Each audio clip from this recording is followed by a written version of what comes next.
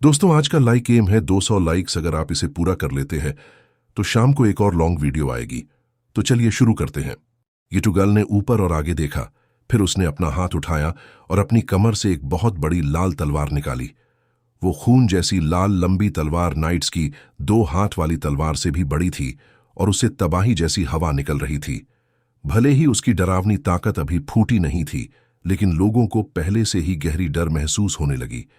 वो ऑक्टोपस जैसे चमकते जीव ने तो लोगों को ऐसा फासला दिखाया जो पार नहीं किया जा सकता, लेकिन यिटुगल ने तो उनके शरीर से होकर गुजरने वाली दर्द जैसी चीज दी। ये इंसान तो सामने खड़े सब लोगों को मारने की ताकत रखता है। इसी पल लोगों को समझ आया कि शुरू में जो वो खुद पर गर्व कर रहे थे वो कितनी बेवकूफ़ी थी। भले ही उन्होंने बहुत सारे मैकेनिकल सैनिकों को खत्म कर दिया, उन्हें लगा कि अब बैटलफील्ड का कंट्रोल उनके पास है और मैकेनिकल सभ्यता को मिटा सकते हैं। लेकिन यिटुगल अभी भी जिंदा था। ब्लू एम्पायर की सबसे ऊंचाई पर खड़ा यह शख्स उस सभ्यता की सबसे बड़ी ताकत है। मर जाओ। उसकी आवाज में कोई इमोशन नहीं था और उसने जो भाषा बोली वो इंसानों को समझ नहीं आती थी। फिर भी उसकी ठंडी आवाज से सब समझ गए कि वो क्या कहना चाहता है। फिर उसके हाथ से एक तलवार चली और लाल रंग ही पूरा आसमान पृथ्वी छा गया। जैसे अब होराइजन से निकली लाल रेनबो की लहर पूरे बर्फीले मैदान को पार कर गई। जंगी के हिसाब से वो ताकत इतनी ज्यादा थी कि वो अंडरवर्ल्ड के गेट कीपर से भी टक्कर ले सकती थी। सब लोग गहरे डर में आ गए थे और समझ नहीं पा रहे थे कि इससे कैसे बचें। लेकिन सिर्फ जंग यी ने छुपने की कोशिश नहीं की। भले ही उसका दिल 200 की स्पीड से धड़क रहा था, वो वहीं खड़ा रहा। ऐसा नहीं था कि वो भागना नहीं चाहता था, पर कोई उसे जाने नहीं दे रहा था। जैसे ही लाल तलवार की रोशनी पूरे बैटलफील्ड को ढकने वाली थी, एक नीला सा उजाला सामने आया, जैसे बर्फ के फूल टूटकर बिखर रहे हों। दुनिया बदल गई, समय धीमा हो गया और वो लाल रंग धीरे धीरे गायब होकर एक सुंदर नीले रंग में बदल गया। सच में 6 सुंदर नीले बर्फ के फूल हवा में नाच रहे थे। कोई आवाज नहीं आई, लेकिन लाल तलवार की रोशनी ऐसे हवा में गायब हो गई जैसे धुआं। यिटुगल की आंखों में आखिरकार हैरानी आ गई। इंसानों ने एक दिन में इतना सब देख लिया कि अब वो पूरी तरह सुन्न हो गए थे। फिर एक इंसान ह्यूमन कैंप से बाहर निकली। वो एक ढीला ढाला पुराना लड़ाई वाला यूनिफॉर्म पहने थी और लग रही थी जैसे किसी छोटी लड़की ने बड़े लोगों के कपड़े चुरा लिए हों। लेकिन जैसे जैसे वो धीरे धीरे आगे बढ़ी, यिटुगल की तलवार की रोशनी ऐसे गायब हो रही थी जैसे किसी डरावनी चीज से टकरा गई हो। अब जब गेट खुल गया है तो कुछ और एक्सपेरिमेंट्स करते हैं। लड़की की ठंडी आवाज हवा के साथ उड़ रही थी। सबकी नजरें उस पर थीं और जंग यी के मन में कई तरह की भावनाएं थीं। उसे ये उम्मीद नहीं थी कि वो फ्रीमन्स की एजेंट लिंग, जो अब तक उसके साथ थी, उसकी पहचान इतनी गहरी निकलेगी। उसे नहीं पता था कि लिंग कौन है और उसके सामने जो कुछ हो रहा है वो भी नहीं समझ पा रहा था। बस इतना ही जान पाया कि लिंग बहुत ताकतवर है और उसकी पहचान बहुत ही खास है। अब तक जो कुछ हुआ है वो सब उसी से जुड़ा है। यहां तक कि यंग शिनशीन की पावर्स भी उस पर काम नहीं कर रही थी। अब जो होने वाला था वो इंसानों की समझ और ताकत के बाहर की बात थी। लिंग लोगों के सामने खड़ी थी। उसने ऊपर देखा, लेकिन यिटुगल को नहीं देखा, बल्कि उसके पार उस सिल्वर नाइट की ओर देखा जो क्रॉस वाला मास्क पहने था। जंग यी और बाकी को समझाने के लिए उसने ह्वाक्सू किंगडम की ऑफिशियल लैंग्वेज में बात की। यिटुगल ने सामने देखकर धीरे से कहा, एक और फरिश्ता इन कमजोर इंसानों को चुना। उसने तलवार को कस के पकड़ा और उसका चेहरा गंभीर हो गया। अब सब कुछ उसकी सोच से अलग हो गया था, लेकिन अब उसे कई सवालों के जवाब भी मिल गए थे। इसलिए हम सब बेकार में ढूंढ रहे थे, लेकिन इन इंसानों के साथ साथ खींचते हुए हमें गेट का लोकेशन मिल गया। नहीं, हमने गेट नहीं ढूंढा, उन्होंने हमें खुद ढूंढने दिया। क्रूसेडर ने लिंग की तरफ देखा और पूछा, तुमने इन्हें चुना? लेकिन ये तो बहुत कमजोर हैं। लिंग बोली, हमारी नजर में सभी कमजोर हैं, लेकिन अब सब खत्म होना चाहिए। हमें सब खत्म कर देना चाहिए, है ना? तो इन्हें ही करने दो। किसी को तो हमारी जगह लेनी होगी। बहुत समय हो गया है, बहुत समय। क्रूसेडर कुछ देर चुप रहा, फिर बोला, शायद हम जो कुछ भी कर रहे हैं वो सब बेकार है। लिंग ने शांत होकर जवाब दिया, इस दुनिया में सब कुछ बेकार है। हम, ड्रकर्स और ये पूरी दुनिया। क्रूसेडर ने सिर झुकाया, फिर पूछा, क्या तुम्हें वो इंसान मिल गया? लिंग कुछ देर चुप रही। पता नहीं क्यों पास खड़े जांग यी को लगा कि भले ही वो लिंग की पीठ देख रहा हो, लेकिन जैसे वो उसे देख रही थी। शायद हां, लेकिन अब फर्क नहीं पड़ता। क्रूसेडर की आवाज में हल्की सी हंसी थी। हां, अब फर्क नहीं पड़ता। आखिरकार ये सब अब हमारा नहीं रहेगा। उन दोनों की बातें सबने साफ साफ सुनी। यांग शिनशीन ने वो बातें ध्यान से समझने की कोशिश की। जांग यी का माथा सिकुड़ा हुआ था, उसका दिमाग भरा हुआ था। लिंग और क्रूसेडर की बातचीत के बाद गेट खुल गया। एक आवाज सबके कानों में आई, अब तुम सब इस दुनिया में दाखिल हो सकते हो। अगर तुम ट्रायल पास कर लो तो तुम्हें ऐसा खजाना मिलेगा जिसकी तुमने कभी कल्पना भी नहीं की।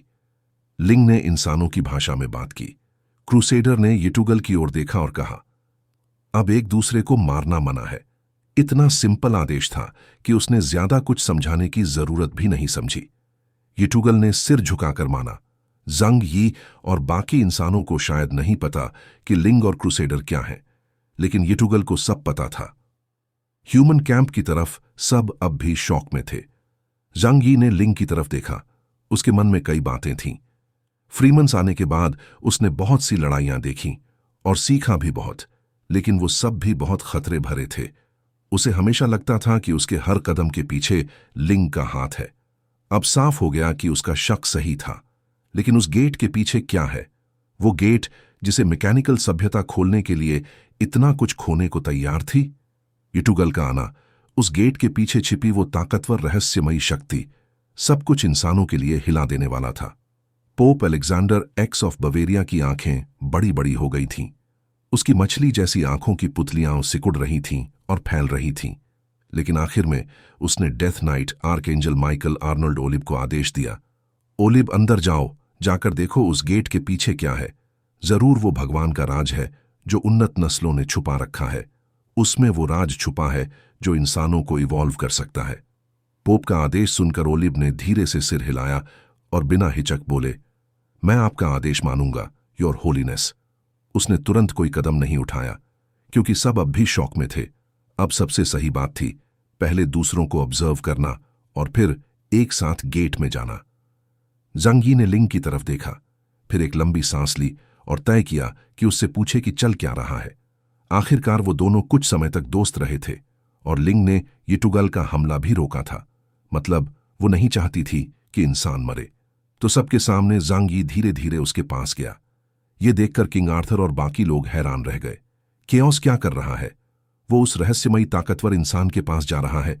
क्या उसे डर नहीं लग रहा कि वो उसे मिटा सकती है? रुको, वो उस लड़की के पास गया और लड़की ने उसे आने दिया। जब सबने देखा कि जांग यी सच में लिंग के पास पहुंच गया, सबकी आंखें खुली की खुली रह गईं। उसी वक्त किसी ने याद करते हुए कहा, मुझे याद है, वो लड़की तो हमेशा हुन दुन के साथ रहती थी। ये न्यूटन ने कहा, और वो भी शौक में था। अब सब लोग चुप हो गए। इंद्रा ने सिर झुकाया, उसकी आंखें हिल रही थीं जैसे तूफानी समंदर। क्या केओस भी किसी और सभ्यता से है? जांग यी से लड़ाई करते वक्त एम्परर शितियान को लगा था कि वो खुद बहुत ताकतवर है। अब उसकी पीठ पसीने से भीग गई। मतलब अगर जांग यी चाहता तो उसे एक चींटी की तरह कुचल सकता था। अब सबकी नजर जांग यी पर बदल गई। अब वो उसकी इज्जत करने लगे। पर जांग यी को किसी की परवाह नहीं थी। उसका ध्यान सिर्फ लिंग पर था, उस लड़की पर जो दिखने में प्यारी थी पर समझने में नामुमकिन। एक्सक्यूज मी, क्या आप मुझे बता सकती हैं ये सब क्या चल रहा है? अब लिंग ने अपनी सारी पहचानें छोड़ दी थीं। उसने जांग यी की तरफ देखा और हल्की सी मुस्कान दी। असल में ये कोई बहुत कॉम्प्लेक्स बात नहीं है। उसने अपने हाथ जेब में डाले और बोली, लेकिन जब तुम जानना चाहते हो तो मैं थोड़ा बता देती हूं। झींगुर, मैंटिस, इंसानों का घर ढूंढना चाहते थे तो वो जंगल से बड़ी मुश्किल से निकले, लेकिन वो बहुत कमजोर थे।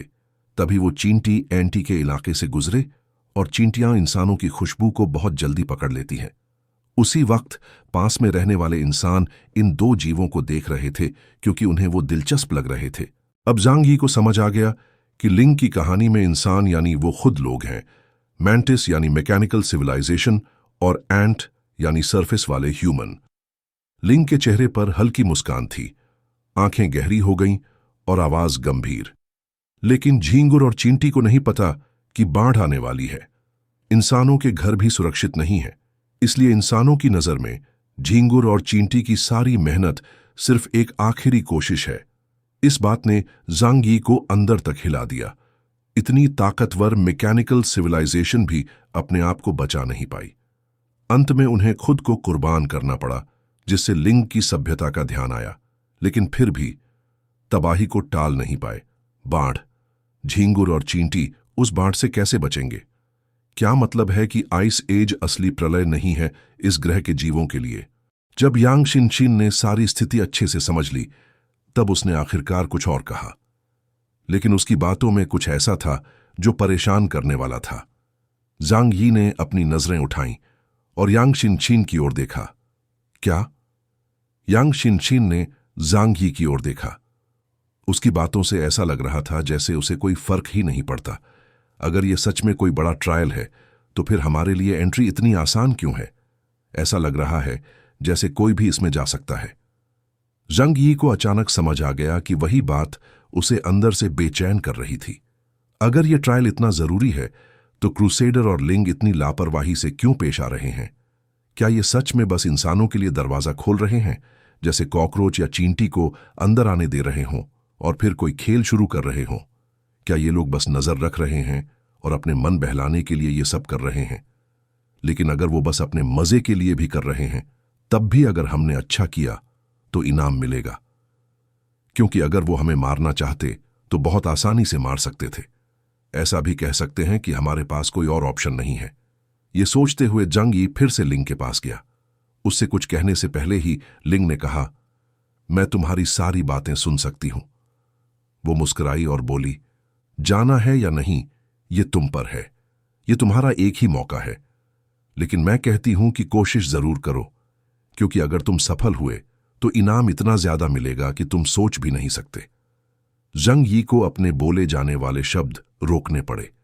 लिंग के सामने उसे हमेशा ऐसा लगता था कि जैसे वो उसे पूरी तरह से पढ़ रही हो। पहले उसे यह भ्रम लगता था, लेकिन अब उसे पता चल गया था कि यह सच है। ज़ांग यी वापस गया और सबको लिंग की बात बता दी। चलो देखते हैं, ज़ांग यी ने कहा। मुझे कोशिश करनी ही है, वरना मुझे हमेशा लगेगा कि मैंने कुछ मिस कर दिया।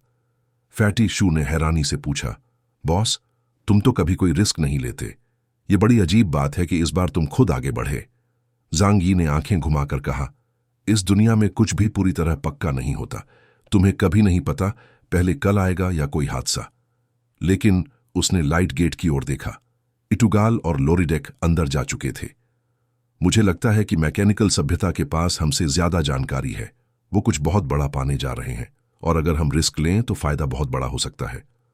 उन्होंने हमारे लिए फैसला कर लिया है, अब हम बस उनका पीछा कर रहे हैं। ज़ांग यी फिर से लिंग के पास गया। लिंग को ज़ांग यी की आदतें पता थीं, इसलिए उसके चेहरे पर कोई नाराजगी नहीं थी। इस पल वो किसी मेहनती गेम के एनपीसी की तरह लग रही थी, जो मिशन से पहले हर सवाल का जवाब दे रही हो। हमारी और उनकी ताकत में बड़ा फर्क है। अगर हम अंदर गए और वो लोग दरवाजे पर ही हमें मारने के लिए खड़े हुए तो? यही बात थी जिससे ज़ांग यी सबसे ज्यादा डरता था। क्योंकि अगर ये ट्रायल है तो जरूरी नहीं कि सब पास हों। सबसे आसान तरीका है सभी को हरा देना, लेकिन उनकी ताकत इटुगाल और लोरिडेक के आगे कुछ भी नहीं है। लिंग मुस्कुराई और बोली, घबराओ मत, ऐसा नहीं होगा। वो ज़ांग यी के कान के पास झुकी और धीरे से बोली, जो भी अंदर जाएगा उसकी ताकत एक लेवल पर ला दी जाएगी। ताकत के फर्क से ट्रायल के नतीजे खराब ना हो, इसलिए ये नियम है। ईश्वर जैसी सभ्यता के लिए सब बस कीड़े हैं, चाहे वो इटुगल हो, ज़ांग यी, किंग आर्थर या सैलाडिन। सभी की ताकत का कोई मतलब नहीं। जैसे इंसान किसी कमरे में चींटियों और झींगुर को एक साथ डालते हैं तो ध्यान रखते हैं कि झींगुर चींटियों को पहले ही न मार दे। ज़ांग यी को यह सुनकर पूरी तसल्ली मिल गई और उसकी आंखों में चमक आ गई। जो भी अंदर जाएगा उसकी ताकत एक जैसी होगी। अब उसे एक बात समझ आ गई थी। ज़ांग यी ने पीछे खड़े लोगों की ओर देखा। वहां सब देशों के लीडर थे और कोई भी इप्सिलॉन लेवल से नीचे का नहीं था, लेकिन उसके साए में छिपे सैकड़ों खास सैनिक भी थे। फुकागे फोर्स और गॉड स्क्वाड के मेंबर्स, जो आमतौर पर बस छोटे मोटे काम करते थे लेकिन अब अगर वो सब साथ अंदर गए तो इटूगल को मारने का भी मौका हो सकता है। संख्या की ताकत बहुत ज्यादा थी और जांग यी बहुत खुश हुआ। उसी वक्त उसने फैसला कर लिया, ठीक है, मैं समझ गया, शुक्रिया मिस लिंग।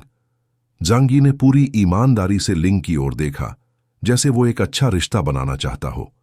इतने समय में हमने एक गहरी दोस्ती बना ली है, उम्मीद है ये दोस्ती हमेशा बनी रहे। लिंग ने मुस्कुराकर देखा, उसकी आंखों में सीरियसनेस और मस्ती दोनों थीं। तुम मुझे पसंद हो, पूरी कोशिश करना। हालांकि मुझे तुमसे ज्यादा उम्मीद नहीं है, लेकिन दिल से चाहती हूं कि तुम पास हो जाओ। जांग यी ने गुस्से से अपनी नाक खुजाई, तुम्हें मुझ पर इतना कम भरोसा है? लिंग ने कंधे उचका दिए, मुझे तुम लोगों में से किसी पर भी उम्मीद नहीं है। फिर उसकी आवाज अचानक गहरी और उदास हो गई, जो उसकी उम्र से मेल नहीं खा रही थी। इतने जमाने बीत गए, लेकिन अभी तक कोई सही इंसान नहीं मिला। लेकिन अब शायद सबसे अच्छा मौका है, क्योंकि हम सब थक चुके हैं। जांग यी लिंग की बातों को थोड़ा समझा और तय कर लिया कि ट्रायल की दुनिया में जाकर वो जरूर कोशिश करेगा। तभी कोई उससे पहले ही आगे बढ़ गया। जूनजिंग चर्च के कार्डिनल अमोल्ड ओलिब होली सोर्ड ऑफ जजमेंट को लेकर लाइट गेट में चले गए। ब्रायन जांग यी के पास आया और उसकी कमर में कोहनी मारकर बोला, भाई, अंदर चलकर साथ साथ ही रहें, एक दूसरे का ध्यान रखेंगे। जांग यी ने मुस्कुराकर सिर हिलाया, ठीक है। अंदर क्या है ये कोई नहीं जानता, तो जांग यी ने अभी के लिए हां कह दी। लेकिन अगर अंदर टकराव हुआ तो जांग यी किसी को नहीं छोड़ेगा। बात करते करते एम्परर शितियन भी गांव चांगकोंग के साथ अंदर चले गए। जब औरों ने देखा कि लोग जाना शुरू कर चुके हैं, तो उन्होंने भी देर करना ठीक नहीं समझा, क्योंकि किसी को नहीं पता था कि अंदर क्या मिलेगा और देर करने से नुकसान हो सकता है। सालाडिन, कुटून एम्पायर का सम्राट और असगार्ड के 3 ताकतवर लोग भी एक एक कर लाइट गेट में चले गए। चलो हम भी चलते हैं, जांग यी ने धीरे से कहा। उसने सबको याद दिलाया, याद रखना, एक साथ रहना, बिखरना मत। और अब उसकी आवाज ठंडी हो गई, अगर हम अंदर और किसी को मिले तो हम अपनी संख्या का फायदा उठाकर उन्हें खत्म कर सकते हैं। खास तौर पर वो 2 खतरनाक लोग, इटुगल और लोरिडेक, उन्हें मारना सबसे जरूरी है। जांग यी ने लाइट गेट की ओर देखा। अब उसका सबसे जरूरी लक्ष्य था इटुगल को मारना, क्योंकि अगर वो जैसी ताकत वाला इंसान बाहर आ गया तो पूरी दुनिया खतरे में पड़ जाएगी, और जांग यी की जान भी। उसे अस्थिरता पसंद नहीं। जो भी उसके शांत जीवन को बिगाड़ सकता है, उसे हटाना जरूरी है। जांग यी ने सभी को एक मैसेज भेजा, लाइट गेट में जाने के बाद अगर तुम्हें मैकेनिकल सभ्यता के वो 2 लोग दिखें तो तुरंत उनकी लोकेशन बताओ, फिर हम सब मिलकर उन्हें मारेंगे। मैसेज भेजकर जांग यी बोला, चलो। जांग यी लाइट गेट की ओर बढ़ा और कोलंबिया के 3 लोग उसके पीछे थे, ताकि अंदर जाकर एक दूसरे का साथ मिल सके। सेकंड हैंड ऑफ टाइम की शक्ति से उसे कोई खतरा महसूस नहीं हुआ, लेकिन जब वो गेट में गया तो थोड़ा घबरा गया। गेट में पूरी तरह जाने के बाद उसकी आंखों के सामने की दुनिया साफ हो गई, एक बहुत बड़ा सफेद स्पेस। जांग यी चौंक गया। उसने इधर उधर देखा, डेंग शेंटुंग, लियांग युए और बाकियों को वहां नहीं देखा। कोलंबिया टीम के कुछ लोग भी गायब थे। जांग यी ने यंग शिनशिन जो केयर को पुकारा, और तभी उसे पता चला कि मुयान, जो हमेशा उसकी छाया में रहता था, अब वहां नहीं था। वो जैसे इस दुनिया से अलग होकर किसी नए अकेले स्पेस में आ गया था। क्या यही ट्रायल है जिसके बारे में लिंग ने बताया था? जांग यी को समझ नहीं आया ये कैसी शक्ति है, लेकिन उसे विश्वास था कि इतनी ताकतवर सभ्यता से कुछ भी अजीब नहीं है। वो सोच ही रहा था कि अब क्या करे, तभी उसकी आंखों में लाल रंग की झलक आई। उस सफेद जगह में एक लड़की लाल कपड़ों में खड़ी थी। लड़की इंसानों जैसी लग रही थी, लेकिन थोड़े फर्क के साथ, जैसे लंबे पतले कान और ज्यादा खूबसूरत चेहरा। जांग यी ने लड़की की ओर देखा। वो लड़की उसके सामने आई और सीधे उसकी आंखों में देखने लगी। जांग यी ने विनम्रता से पूछा, माफ कीजिए, आप कौन हैं? मैं इस दुनिया की मैनेजर हूं। तुम्हारी भाषा में मुझे इंफॉर्मेशन कोऑर्डिनेटिंग थॉट एंटिटी कहा जाता है, या आसान भाषा में भगवान भी कह सकते हो। भगवान? जांग यी ने यह शब्द दोहराया। उसके लिए तो ऐसी शक्ति को भगवान कहना गलत नहीं था। उसने धीरे से पूछा, यह ट्रायल क्यों रखा गया? उसके जवाब में उस लड़की के चेहरे पर कोई भाव नहीं था।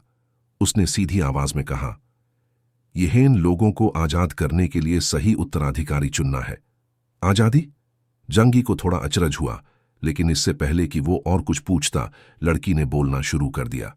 अब ट्रायल शुरू हो गया है। पहला ट्रायल है, एक सवाल। जंगी ने गला साफ किया और गंभीरता से सामने देखा। लड़की ने पूछा, तुम्हारे हिसाब से जिंदगी का मतलब क्या है? जंगी जंगी को ऐसे दार्शनिक सवालों से कोई दिलचस्पी नहीं थी। ज्यादातर दार्शनिक पागल हो जाते हैं, क्योंकि ऐसे उलझे सवालों के बारे में सोचते रहना इंसान को पागल बना सकता है। जिंदगी का मतलब क्या है, कौन जाने। जंगी तो सारा दिन यही सोचता है कि कैसे जिंदगी को थोड़ा और आरामदायक बनाया जाए। उसके पास इतने खाली सवालों के लिए समय नहीं है। जो भी लाइट गेट में गया है, उसने ऐसे ही सवालों का सामना किया है, और सबने अपने अपने तरीके से जवाब दिया है, जो सबका अलग अलग था। जैसे इंद्रा जैसा घमंडी व्यक्ति बोला, मेरी जिंदगी इस दुनिया का चमत्कार है, मेरा अस्तित्व ही मायने रखता है। और लाइट गेट के पीछे मौजूद जीवों में अकेला कुत्ता लब्राडोर रिट्रीवर ब्रायन हाथ फैलाकर बोला, यह बहुत सीरियस सवाल है। एक अनोखा कुत्ता होने के नाते मुझे इस दुनिया की गहरी समझ है। उन ढोंगी और अज्ञानी इंसानों से अलग मैं अक्सर रात को तारे देखता हूं। किसी ने भी जो भी जवाब दिया हो, लाल कपड़ों वाली लड़की हर बार एक जैसा ही रिएक्शन देती थी। सब पहले राउंड को पास कर लेते थे। इस सवाल का कोई स्टैंडर्ड जवाब नहीं है। यह सवाल ही ऐसा है जिसमें स्टैंडर्ड जवाब हो ही नहीं सकता। यह सिर्फ इंसानों की सोच और उनके जीवन को देखने के नजरिए को दिखाता है। इसलिए हर कोई पहले राउंड से निकलकर दूसरे लेवल तक पहुंच गया, यानी दूसरे वर्ल्ड में। जब जंगी ने अपनी आंखें खोलीं तो उसने अपने कानों में गड़गड़ाहट की आवाज और रात की तेज हवा की सनसनाहट सुनी। यह एक विशाल घाटी थी और वो एक तेज रफ्तार ट्रेन के ऊपर खड़ा था। लाल कपड़े वाली लड़की फिर उसके पास आई और सामने इशारा करते हुए बोली, आगे पटरी पर 5 लोग बंधे हुए हैं। ट्रेन उनके ऊपर से गुजरेगी और वे जरूर मरेंगे। उसने फिर दूसरी दिशा में इशारा करते हुए कहा, थोड़ी दूर पर एक और रास्ता है। अगर तुम चाहो तो ट्रेन को उस नए ट्रैक पर मोड़ सकते हो ताकि वो 5 लोग बच जाएं। लेकिन उस रास्ते पर भी एक आदमी बंधा हुआ है। अब बताओ, तुम क्या चुनोगे? क्या ट्रेन को ऐसे ही चलने दोगे और उन 5 लोगों को कुचल जाने दोगे, या फिर रास्ता बदलकर उस एक आदमी को मारोगे? जंगी ट्रेन पर खड़ा था और उसके हाथ के पास एक जॉयस्टिक आ गई जिससे वो ट्रेन की दिशा कंट्रोल कर सकता था। उसकी भौहें सिकुड़ गईं। अब तक उसे एक बात समझ में आ गई थी, इस भगवान स्तर की सभ्यता की परीक्षा ताकत पर नहीं है, क्योंकि उनसे ताकतवर कोई नहीं है।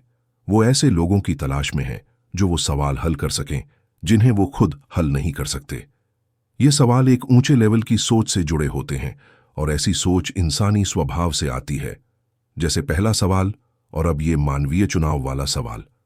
ट्रेन अभी फाटक से थोड़ी दूरी पर थी, जिससे जांगी के पास सोचने के लिए वक्त था। वो सोच में पड़ गया कि ऐसा क्या फैसला ले जो सामने खड़ी परीक्षक लड़की को संतुष्ट कर सके। और इस समय जो भी लाइट गेट के उस दुनिया में दाखिल हुआ है, उसे इसी तरह का सवाल दिया गया है। सिर्फ सीन अलग अलग हैं, पर सवाल एक जैसा। जैसे यूटुगल ने एक विशाल लोहे के किले को देखा जो पहाड़ जैसा था, और रास्ते में एक छोटा चलता फिरता किला था। वो तेजी से आती लोहे की महल नुमा गाड़ी को नहीं रोक सकता था, इसलिए उसे एक किला कुचलना ही था, या सामने वाला या बगल वाला। इसी समय अंकल यू ट्रेन की कैब में खड़ा था और उसका हाथ जॉयस्टिक पर था जो पसीने से भीग चुका था। उसे पता था सब कुछ नकली है, फिर भी वो पटरी पर पड़े लोगों की चीखें सुन सकता था, जैसे कोई जादू हो, ताकि वो लोगों की कराहें और फरियाद सुन सके। वो 5 लोग बोले, अगर तुम कुछ नहीं करोगे तो हम मर जाएंगे। तुम्हारे पास हमें बचाने की ताकत है। 5 की जान और 1 की जान, ये आसान चुनाव है। वो एक आदमी बोला, मैं अकेला हूं और ट्रेन मेरी तरफ पहले से नहीं आ रही थी। अगर तुम ट्रेन घुमा दोगे तो मेरी मौत की जिम्मेदारी तुम्हारी होगी। लेकिन अगर तुम कुछ नहीं करते तो उनकी मौत तुमसे जुड़ी नहीं होगी, क्योंकि अगर तुम यहां नहीं होते तो वो वैसे भी मरते। दोनों तरफ की बातें अंकल यू के कानों में गूंज रही थीं और वो टूट रहा था। उसका हाथ कांप रहा था और उसने कोई चुनाव नहीं किया। ट्रेन 5 लोगों के ऊपर से गुजर गई।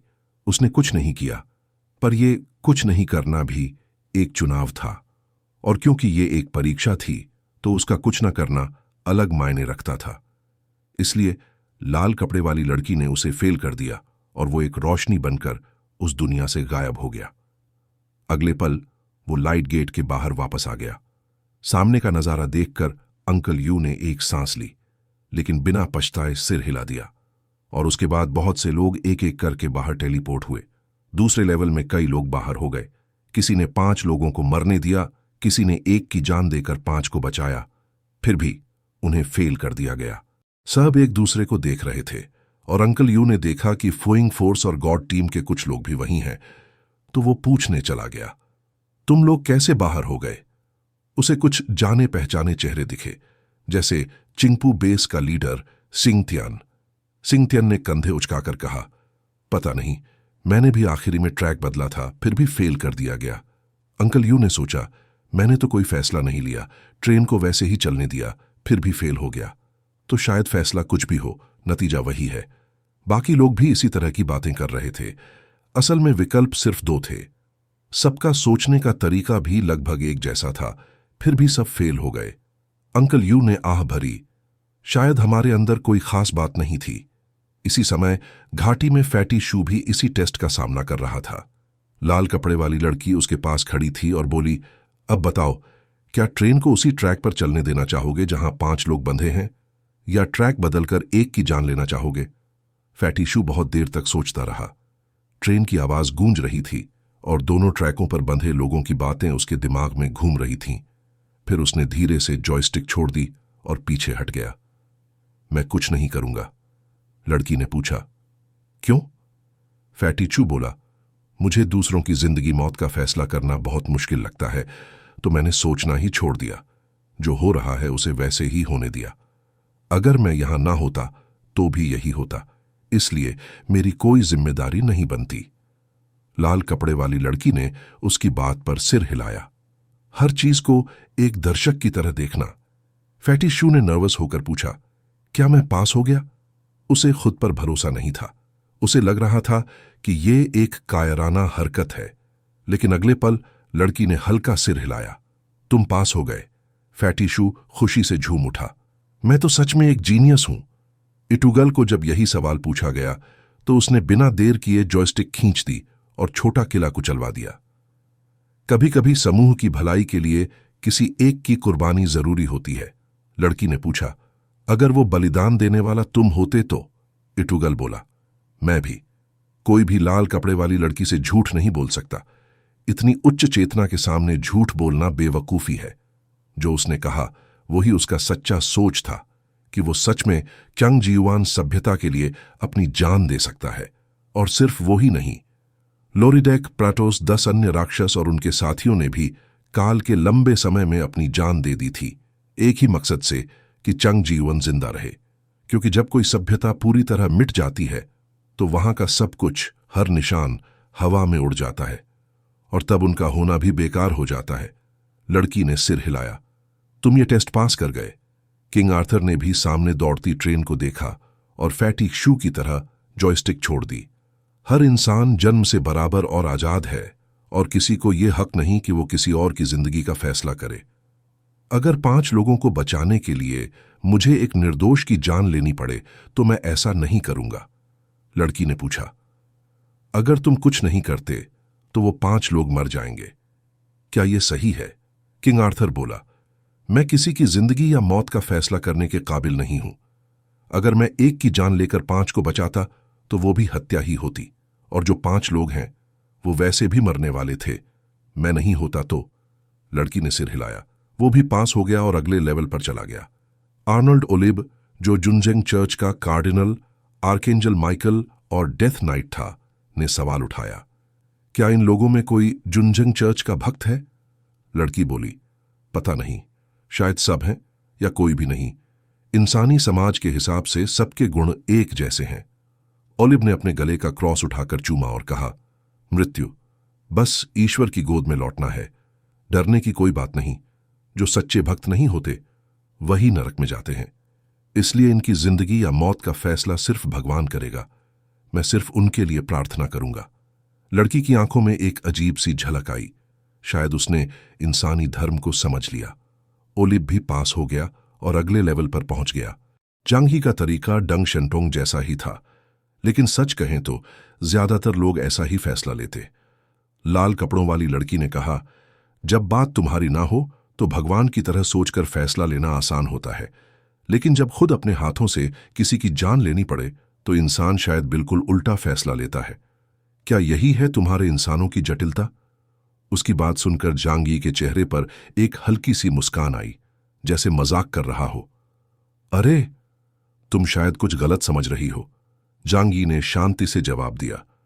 मुझे कोई फर्क नहीं पड़ता कि वे जिंदा रहें या मर जाएं। अगर मेरी भलाई में कोई रुकावट नहीं है तो मैं उनकी जान बचाने की पूरी कोशिश कर सकता हूं, लेकिन जब हालात ऐसे हों कि कोई ना कोई तो मरेगा ही, तो फिर असल में कोई चॉइस होती ही नहीं।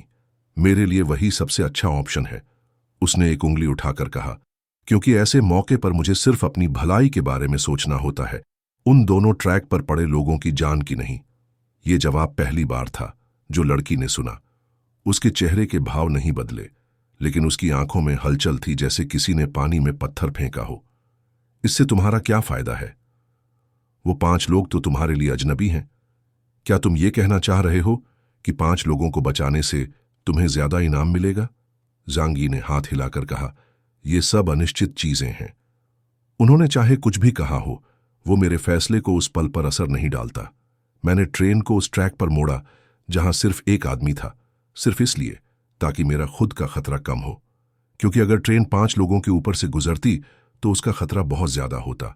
एक आदमी का खतरा कम था। तो जब कोई तो मरेगा ही और उनका मुझसे कोई लेना देना नहीं है, तो मैं वही करूंगा जिससे मुझे फायदा हो। बस इतनी सी बात है। जांग यी ने अपने हाथ फैलाए, चेहरा शांत ही रहा।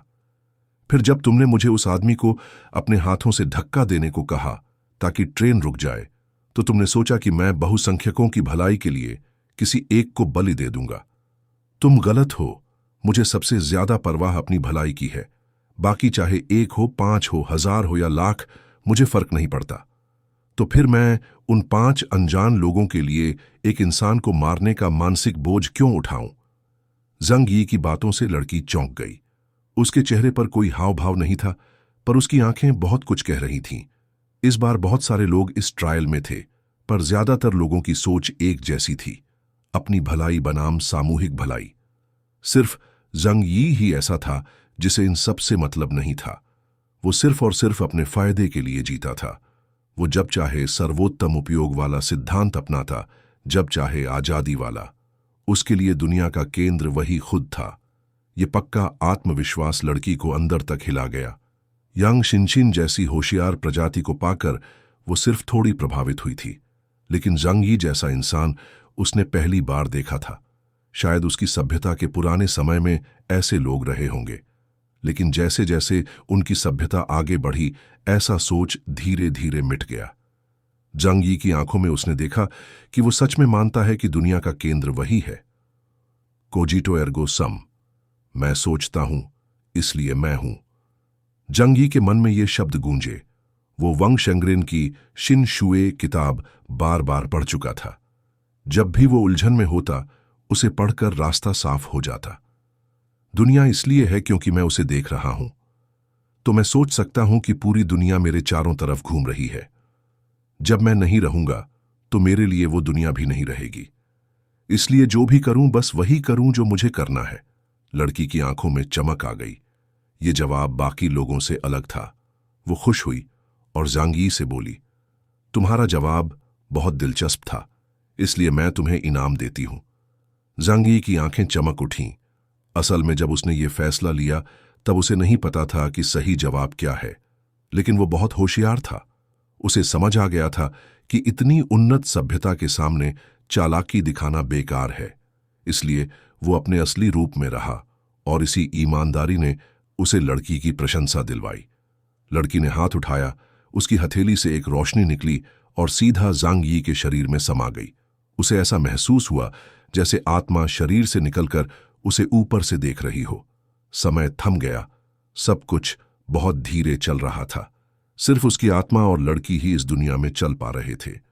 एक अनोखा अनुभव हो रहा था, जैसे कोई आत्मिक ऊंचाई मिली हो। फिर उसकी बाईं आंख से एक सफेद रोशनी निकली, जैसे आकाश से सफेद किरण उसकी आंख में जा रही हो। जैसे ही वो चेतन अवस्था में लौटा, उसे महसूस हुआ कि उसके शरीर में कुछ बुनियादी बदलाव हो गए हैं। बाईं आंख थोड़ी सूजी हुई थी, लेकिन दर्द नहीं था, बस कुछ गर्म सा महसूस हो रहा था। लड़की ने कहा, अब अगले लेवल में जाओ। जंगी ने सिर झुकाकर धन्यवाद कहा। धन्यवाद। वो बहुत उत्साहित था। जो भी उसके साथ हो रहा था वो उसके लिए किसी चमत्कार से कम नहीं था। लड़की मुस्कुराई और बोली, ये इनाम तुम डिजर्व करते हो। इतने सालों में तुम्हारे जैसा इंटरेस्टिंग इंसान नहीं देखा। जंगी का शरीर कण कण में बिखर गया और गायब हो गया। लड़की वहीं खड़ी सोचती रही उसके जवाबों के बारे में। थोड़ी देर बाद उसके पास एक और वैसी ही लड़की आई। तुम्हें जो जवाब मिले वो वाकई दिलचस्प हैं। फिर एक तीसरी लड़की भी आ गई। मैं अपने अस्तित्व को ब्रह्मांड का एकमात्र मतलब मानती हूं और खुद के जीवन का अर्थ खुद बनाती हूं। ये समझ बहुत शक्तिशाली है। एक चौथी लड़की भी आई।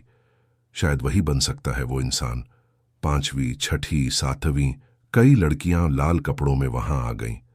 अब कुछ मायने नहीं रखता। हमने तो सब कुछ छोड़ ही दिया था। जब तुम सब कुछ समझ जाते हो तो और गहरा अंधकार आता है। पर उसकी सोच ने मुझे एक नई समझ दी। उसकी नजरें अभी बहुत कम देख पाती हैं, इसलिए वो असली निराशा नहीं जानता। देखते हैं क्या होता है। वो बहुत दिलचस्प है। ठीक है।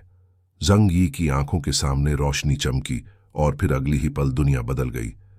इतनी जगह और इतनी ताकत देखकर खुद को टाइम स्पेस एलियन का बिशप लेवल मानने वाला जंग यी भी शर्मिंदा हो गया। अब जो जगह थी वो सफेद थी। जैसे ही उसके पैर जमीन पर पड़े, काली रेखाएं चारों ओर फैल गईं और एक सफेद कमरा बन गया। ऐसा लग रहा था जैसे कोई 3D ड्राइंग हो, बिल्कुल वैसी ही जैसी स्कूल में बनाई जाती है। ये सब बहुत अजीब था। अगले पल बहुत सारे लोग वहां प्रकट हुए। Indra, King Arthur, Zeus of Asgard और भी कई अजीब लोग थे। कुछ सफेद सूट में पूरी तरह ढंके हुए थे। हेलमेट के अंदर से पानी जैसा कुछ हिलता दिख रहा था। कुछ लिजर्ड जैसे प्राणी थे। कुछ के कपड़ों के नीचे पूंछ निकल रही थी। एक लड़का था जिसके लंबे बाल उसकी एड़ियों तक जा रहे थे। जांग यी को शक हुआ, ये तो उस ह्यूमन कोalition में नहीं थे जब हम आए थे। क्या ये लोग अपनी असली फॉर्म में हैं या फिर इनका टेस्ट मुझसे अलग था? उसे कुछ लोगों से थोड़ी जानी पहचानी सी फीलिंग आई, लेकिन ज्यादातर के चेहरे छुपे थे। तभी यांग शिनशिन की आवाज आई, भाई तुम आ ही गए। जांग यी ने पीछे देखा। यांग शिनशिन भागती हुई आई, उसका हाथ पकड़ा और मुस्कुराई। जांग यी ने भी मुस्कुराकर सिर हिलाया। हां, उसे पता था यांग शिनशिन तो पास करेगी ही। उसकी समझदारी के सामने ये ट्रायल तो बहुत आसान था। जांग यी को उनकी ओरिजिन का थोड़ा बहुत अंदाजा था, लेकिन यह कोई हैरानी की बात नहीं थी, क्योंकि पूरी धरती का 17% हिस्सा समुंदर से घिरा है। अगर अरबों सालों में समुंदर में कोई एडवांस्ड सिविलाइजेशन पैदा हुई हो तो इसमें अजीब क्या है? यहां तक कि अगर कोई क्रिएटर है जो सब कुछ पीछे से कंट्रोल करता है, तो वो भी जरूर समुंदर में किसी जाति को चुनकर उसे उन्नत बनाने की कोशिश करेगा। यहीं से चीजें दिलचस्प हो जाती हैं।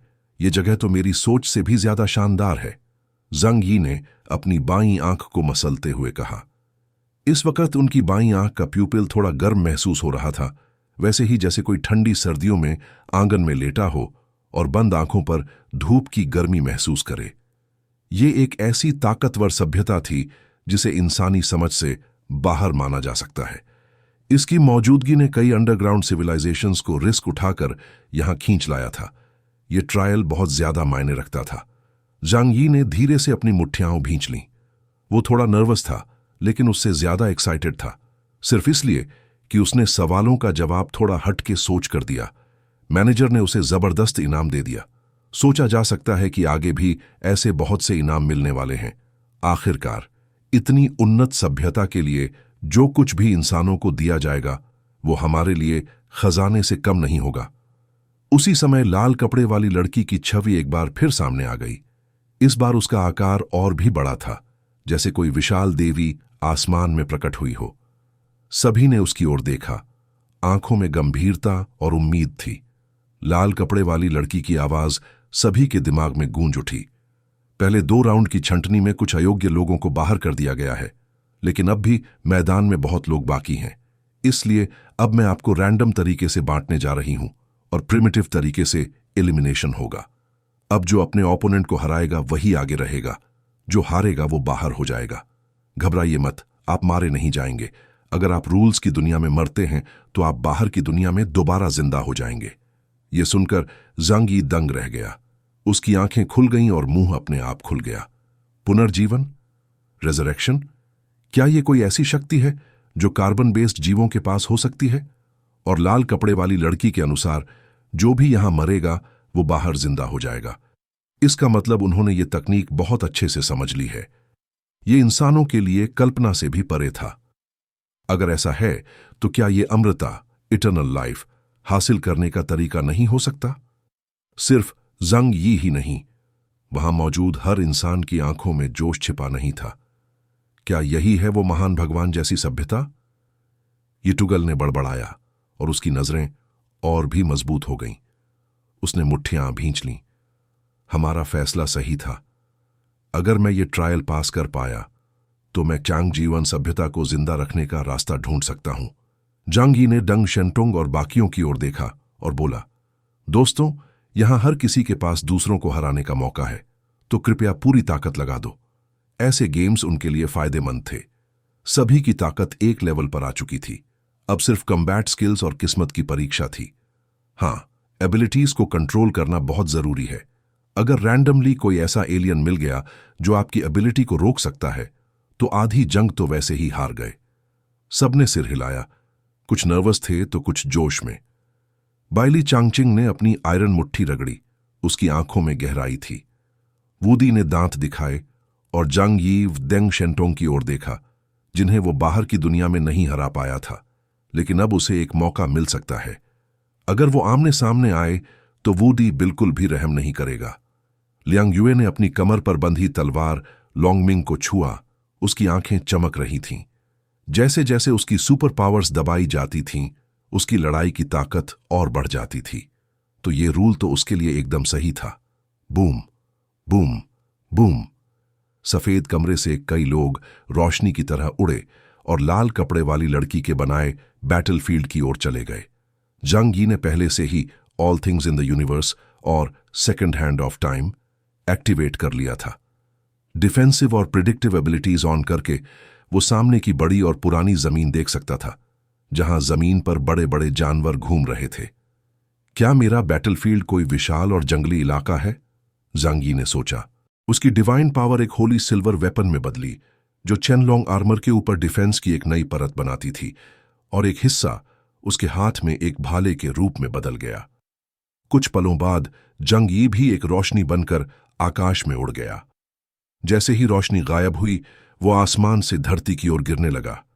श्श, हवा की सीटी बज रही थी और उसके चारों ओर एक ट्रांसपेरेंट शील्ड था, जो शायद उसे गिरने से मरने से बचाने के लिए था। ज़ांग यी ने चारों ओर देखा। आसमान साफ था, नीला और सुंदर। दूर कहीं एक नीला समुंदर लहरा रहा था। नीचे देखा तो एक विशाल जंगल फैला था। बड़े बड़े पेड़ और उनके बीच भयानक जानवर घूम रहे थे, जिन्हें ज़ांग यी ने पहले कभी नहीं देखा था। एलिफेंट से भी बड़े। कुछ छोटे जानवर भी झुंड के साथ चल रहे थे। ये दुनिया बहुत अजीब थी, जैसे कि ये धरती की नहीं या फिर इस युग की नहीं है। ज़ांग यी ने जल्दी ही अपने ध्यान को किसी भी खतरे की ओर केंद्रित कर लिया, क्योंकि ये लड़ाई असली लाइफ एंड डेथ बैटल थी। मैनेजर्स को झूठ बोलने की जरूरत नहीं थी। उन्होंने कहा था कि मरने वाला फिर से जिंदा हो जाएगा। बाकी किसी रूल की बात नहीं की गई थी, यानी सिर्फ एक रूल था, जिसकी मौत हुई वो हारा। शेनलियन पहले से ही न्यूक्लियर बॉम्ब से लैस था। ज़ांग यी को एहसास हुआ कि उसकी ताकत अब सिर्फ इप्सिलॉन में कदम रखने के स्तर पर सीमित हो गई थी। लेकिन ये अच्छा था, क्योंकि बिना वॉइड पावर के भी nuclear bomb white chariot class epsilon के लिए खतरा बन सकता है। चेनलोंग आर्मर और शेनलियान उसके बाहरी उपकरण थे, और शेनलियान तो एक ब्रेन डेड क्रीचर से बना था, इसलिए वो अलग जीव नहीं माना गया। इन सब चीजों के साथ ज़ांग यी किसी भी ताकतवर के साथ मुकाबला कर सकता था। ज़ांग यी ने देखा, और जल्दी ही उसके स्मार्ट डिवाइस ने पता लगाया कि 10 किलोमीटर दूर कोई क्रीचर शील्ड में लिपटा हुआ जमीन पर गिर रहा है। जूम इन आउट हुआ, और ज़ांग यी ने जब चेहरा साफ देखा तो वो हैरान रह गया। उसका पहला ओपोनेंट था स्याओ होंगलियन। ज़ांग यी को ये पॉसिबिलिटी पहले से ही लग रही थी। उनकी टीम में सबसे ज्यादा लोग थे और प्रोबेबिलिटी के हिसाब से इंटरनल लड़ाई ऑलमोस्ट तय थी। उसी समय शाओ होंगलियान ने भी जांग यी को देखा। जांग यी ने डिवाइस के जरिए उसे मैसेज भेजा, जा खुद को खत्म कर ले, बाहर निकलकर तुझे रिवॉर्ड दूंगा। लेकिन यह सुनकर शाओ होंगलियान के होंठ सिकुड़ गए। वो झिंझकी। जांग यी ने उसकी हेजिटेशन देख ली और उसकी आंखों में शरारत की झलक आई। या फिर तू ये देखना चाहती है कि जब हमारी पावर बराबर है तब क्या तू मुझे हरा सकती है? शाओ होंगलियान ने दांत भींचे और उसकी आंखों में दृढ़ता आ गई। मैं आपकी ताकत की इज्जत करती हूं, लेकिन अब जब मुझे इप्सिलॉन लेवल की शक्ति मिली है तो मुझे आपसे लड़ने का यह मौका चाहिए। वो हार मानने वालों में से नहीं थी। पहले टियानहाई सिटी में उसका नाम चलता था और जांग यी भी उससे सतर्क रहता था, लेकिन अब वक्त के साथ जांग यी बहुत आगे निकल चुका था। शाओ होंगलियन हार नहीं मानना चाहती थी। ठीक है, मैं तुझे ये मौका देता हूं, जांग यी ने मुस्कुराते हुए कहा, लेकिन उसकी आंखें तेज हो गईं। वो जानता था शाओ होंगलियन कैसी है। अगर ये काम लियांग युए करती तो जांग यी गुस्सा हो जाता, लेकिन शाओ होंगलियन के मामले में वो नरमी दिखाता है। जांग यी ने अपने हाथ में डिवाइन स्पीयर उठा लिया, लेकिन इतनी दूर से वो कोई असरदार वार नहीं कर सकता था। इसलिए वो गिरने की दिशा उल्टी करके सीधा शाओ होंगलियन की ओर उड़ गया। शाओ होंगलियन तैयार थी। जांग यी को उड़ते देख उसने अपने दिल पर हाथ रखा। एक आग उसके सीने से उठी। दिल जोरों से धड़कने लगा। बूम बूम, जैसे कोई इंजन चालू हो रहा हो। उसका खून गर्म हो गया जैसे कोई एनर्जी फर्नेस हो। पर्गेटोरी फर्नेस की शक्ति उसके शरीर से ही आती थी। उसके खून में ब्राइट रेड मैग्मा बहने लगा। उसके शरीर से सफेद धुआं निकलने लगा और उसकी त्वचा पर लाल निशान फैलने लगे। उसका चेहरा इंचांटिंग लेकिन डरावना दिख रहा था और उसमें भयंकर ताकत थी। शाओ होंगलियन खुद को बहुत ताकतवर महसूस कर रही थी। ऐसा कभी नहीं हुआ था, जैसे वो पूरी धरती को जलाकर राख कर सकती है। लेकिन अब ताकत का मजा लेने का समय नहीं था, उसे ट्रायल पास करना था। उसने जांग यी को उड़ते देखा और उसका एनालिसिस करने लगी। उसे पता था कि जांग यी की लॉन्ग रेंज स्नाइपिंग एबिलिटी बहुत खतरनाक है। मुझे यहां नहीं लड़ना चाहिए, मुझे जंगल के अंदर जाना होगा। शाओ होंगलियन जमीन के कई मीटर नीचे छिप गई थी। बस इतनी गहराई पर ही वो बाहर की जलती हुई गर्म हवा से पूरी तरह बच सकती थी। जांग यी ने आग छोड़ने के बाद एलियन स्पेस से एक एनर्जी बार निकाला और बिना किसी भाव के हवा में खड़ा होकर आग के फैलने का इंतजार करने लगा। शाओ होंगलियन, अब क्या करने वाली हो? अगर तुम जल्दी बाहर आ जाओ तो मैं ये सब जल्दी खत्म कर सकूं। तुम बहुत जिद्दी और हार ना मानने वाली औरत हो, लेकिन अगर मुझे ये लड़ाई खत्म करनी है तो मुझे तुम्हें मारना ही होगा। कमजोर का ताकतवर से जीतना बहुत मुश्किल होता है। बस एक ही रास्ता है, सामने वाले की घमंड और लापरवाही का फायदा उठाना। लेकिन अफसोस, मैं तुम्हें ऐसा कोई मौका नहीं दूंगा। जांग यी बस बैठा रहा और शाओ होंगलियन के बाहर आने का इंतजार करता रहा। शाओ होंगलियन को लड़ाई का अनुभव जांग यी जितना नहीं था और उसके पास मौजूद हथियार भी उससे बहुत कमजोर थे। अगर जीतना है तो कोई चालाकी वाला तरीका ही काम आ सकता था। जांग यी को कुछ करना नहीं पड़ा, बस आराम से इंतजार किया। प्राचीन जंगल में आग लग चुकी थी। काले धुएं आसमान तक जा रहे थे और आग की गर्मी हवा में फैल चुकी थी। जांग यी ने बाहर के तापमान का अंदाजा लगाया। वो करीब 1000 मीटर ऊंचाई पर था और नीचे की आग के कारण उसे 20 डिग्री से ज्यादा गर्मी महसूस हो रही थी। उसने थोड़ी देर के लिए अपने कॉम्बैट सूट का टेम्परेचर कंट्रोल सिस्टम बंद कर दिया ताकि प्रकृति की गर्मी को महसूस कर सके। धुआं हवा में उड़ रहा था, जलती लकड़ी की खुशबू आ रही थी और फटती लकड़ी की आवाजें कानों में गूंज रही थीं। सब कुछ इतना जाना पहचाना लग रहा था कि जैसे पुरानी यादें लौट आई हों। ये आग कितनी देर तक जलेगी किसी को नहीं पता। जांग यी को भी अब समझ नहीं आ रहा था कि ये सब असली है या नकली, लेकिन जो वो महसूस कर रहा था, जो देख रहा था, जो सूंघ रहा था, सब कुछ असली जैसा लग रहा था। वो फिर से उस गॉड लेवल सभ्यता की ताकत पर हैरान रह गया। ये इंतजार पूरे 1 दिन तक चला। जब शाओ होंगलियन सूखी मिट्टी से बाहर निकली, उसकी आंखों में गहरा दुख था। क्या मुझसे लड़ते हुए भी इतना सावधान रहना जरूरी था? उसकी आवाज में शिकायत थी।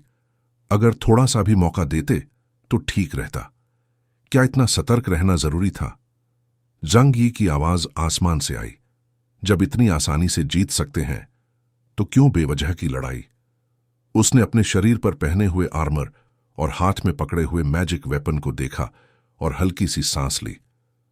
तुम्हारी हालत देखकर तो लगता है कि अगर मैं अपना इंटेलिजेंट सिस्टम अपने आप लड़ने दूं तो भी तुम नहीं जीत सकती।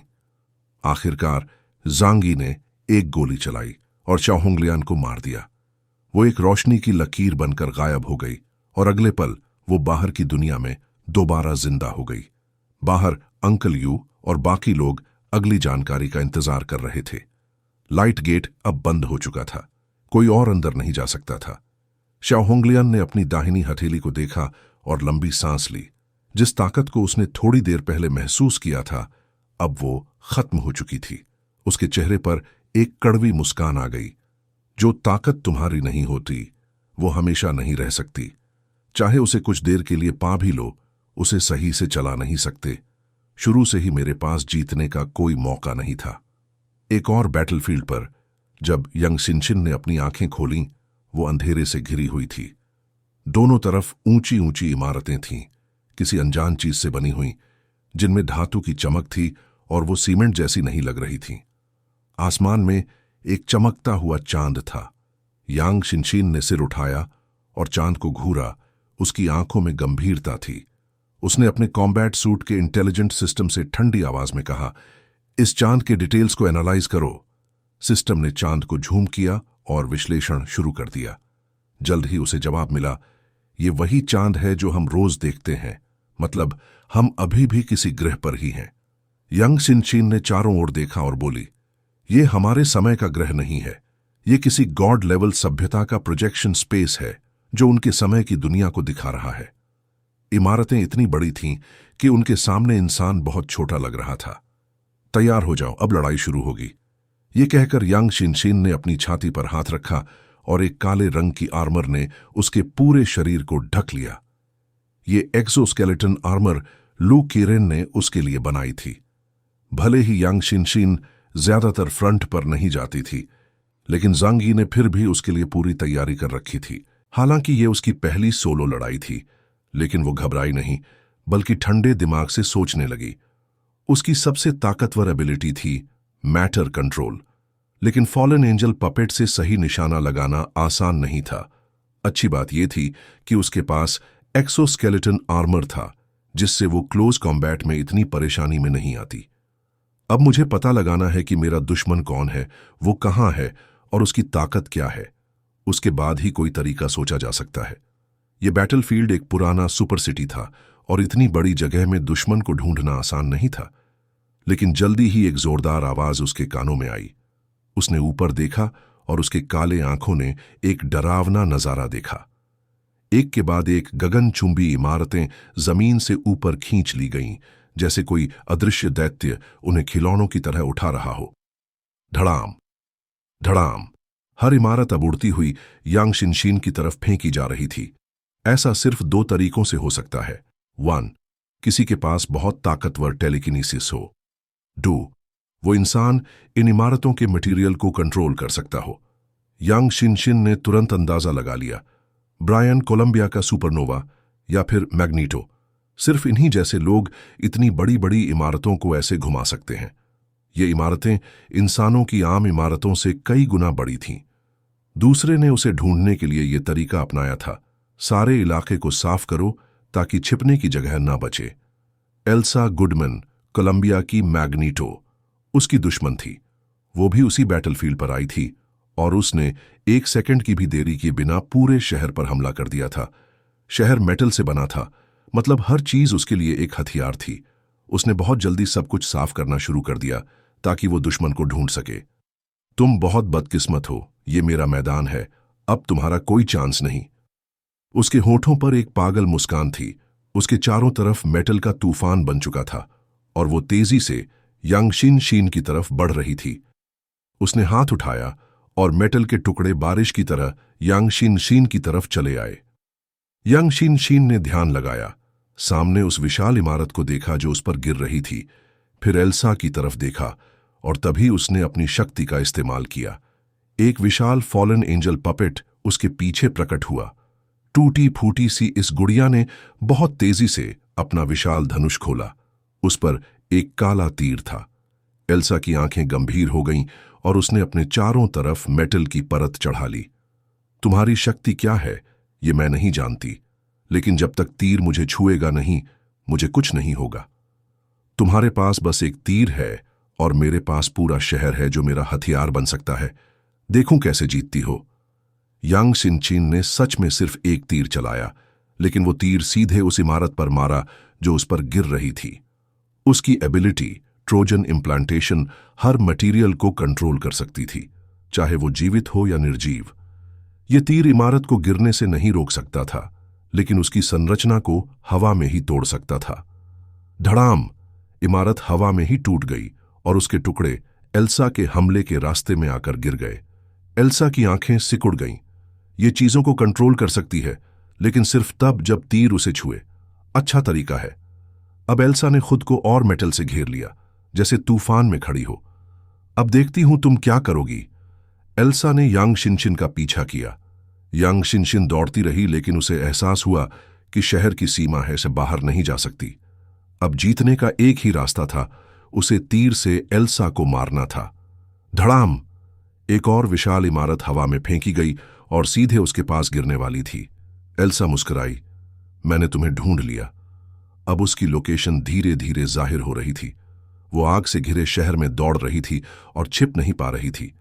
एल्सा मेटल की प्लेट पर खड़ी थी। चारों तरफ मेटल के टुकड़े तूफान जैसे घूम रहे थे। उसने हाथ उठाया और मेटल की बारिश जैसी बरसात यांग शिनचिन पर की। यांग शिनचिन ने ध्यान लगाया और दूसरा तीर निकाला। ये लाल रंग का था। लाल तीर, एरो ऑफ लस्ट। फूं! तीर चला और एल्सा की तरफ गया। एल्सा चौंक गई।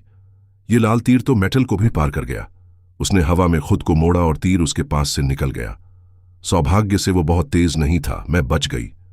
अब दूरी इतनी कम थी कि एल्सा अपनी शक्ति सीधे चला सकती थी। उसने हाथ उठाया और बोली, मैग्नेटिक कंट्रोल। यांग शिनशिन हवा में रुक गई। उसकी आमर अब पूरी तरह एल्सा के कंट्रोल में थी। वो हवा में लटक गई, पूरा शरीर फैला हुआ। एल्सा ने मुस्कुराते हुए कहा, अब मैं तुम्हें टुकड़ों में तोड़ दूंगी।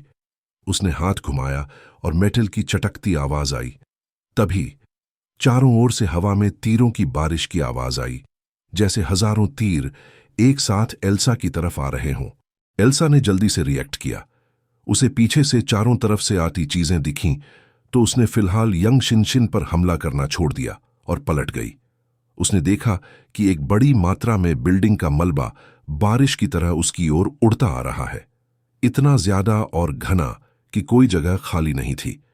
जो ट्रोजन हॉर्स यांग शिनशिन ने डाला था, वो बाहर से तो बस बिल्डिंग को तोड़ता लगता था, लेकिन असल में हर टुकड़े पर यांग शिनशिन का कंट्रोल था। यांग शिनशिन का दिमाग इतना तेज था कि वो हर टुकड़े के रास्ते को भी सटीक तरीके से कंट्रोल कर सकती थी। एल्सा ने दांत भींचे और अपना दायां हाथ आगे बढ़ाया। वाकई में हवा में उड़ते हुए मलबे का एक बड़ा हिस्सा वहीं रुक गया, लेकिन उसकी ताकत सिर्फ मेटल को कंट्रोल कर सकती थी, और इन टुकड़ों में बहुत सी ऐसी चीजें थीं जिन्हें वो कंट्रोल नहीं कर सकती थी।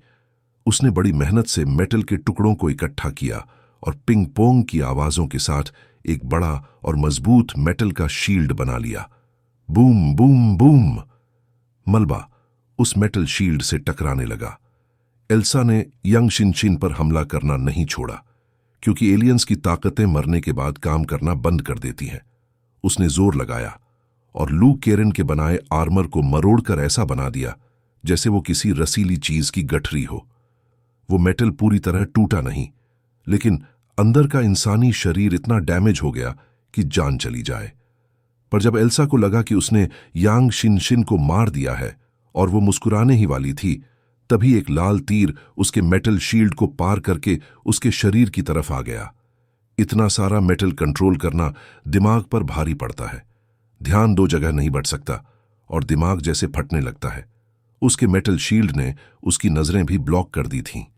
जब लाल लालच का तीर आया जो किसी भी डिफेंस को पार कर सकता था, तो एल्सा चाहकर भी नहीं रोक पाई। उसने अपना शरीर मोड़कर बचने की कोशिश की, लेकिन तभी और जोर की आवाज आई। ऊपर से एक बड़ी बिल्डिंग उसके मेटल शील्ड पर गिर गई और शील्ड टूट गई। दूर छाव में खड़ी यांग शिनशिन ने ये सब चुपचाप देखा। उसने अपना मेटल आर्मर फेंक दिया। जब उसे समझ आया कि सामने वाली मैग्नीटो जैसी ताकत रखती है तो वो मेटल पहनकर मूर्खता नहीं करना चाहती थी। उसने सारे मेटल सामान भी उतार फेंके। फॉलन एंजल का तीर बिल्डिंग में जाकर लगा, उसे ऊपर उठाया और जोर से मैग्नीटो की शील्ड पर फेंका। तुम मेटल कंट्रोल कर सकती हो, लेकिन मैं सब कुछ कंट्रोल कर सकती हूं, यांग शिनशिन ने शांत लहजे में कहा। फॉलन एंजल के तीर इस दुनिया की हर चीज की सोच को बदल सकते हैं, जिंदा और निर्जीव दोनों। लाल तीर एल्सा के शरीर से पार हुआ और उसकी आंखें लाल हो गईं, पागलपन से भरी। मेरे लिए मर जाओ। ये आदेश उस तीर के जरिए एल्सा के दिल तक पहुंच गया। एल्सा ने बिना सोचे अपने कॉम्बैट सूट को कंट्रोल करके खुद का गला घोंट दिया।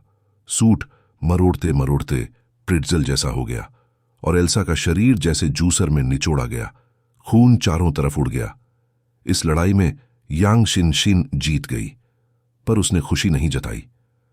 मेरी ताकत फ्रंट लाइन पर बहुत हद तक इस बात पर डिपेंड करती है कि मुझे इलाके की कितनी समझ है और दुश्मन की ताकत पर कंट्रोल।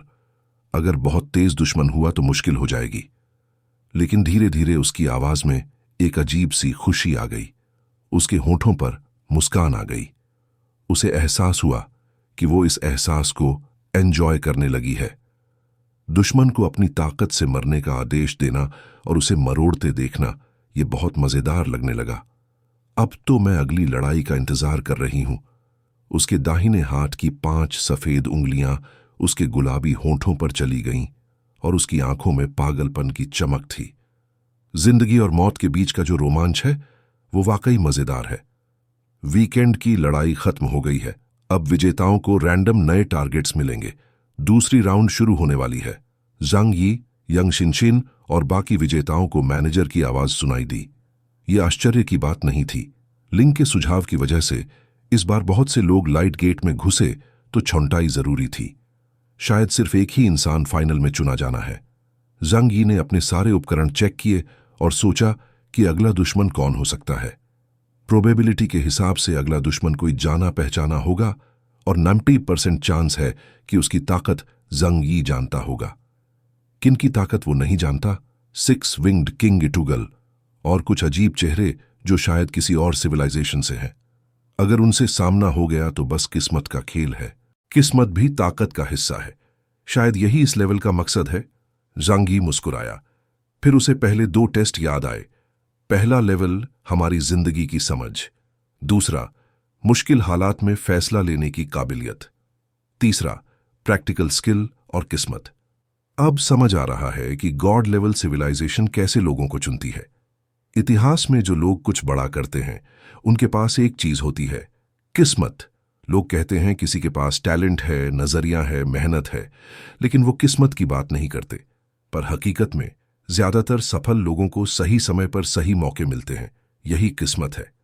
दुनिया में टैलेंट की कमी नहीं है, पर हर कोई इतना लकी नहीं होता कि उसे खुद को दिखाने का मौका मिले।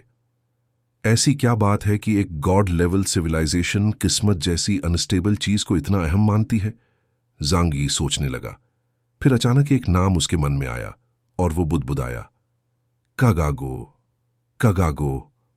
ये नाम साउथ वेस्ट रीजन के नैश कंट्री की एक पत्थर की पट्टी पर मिला था।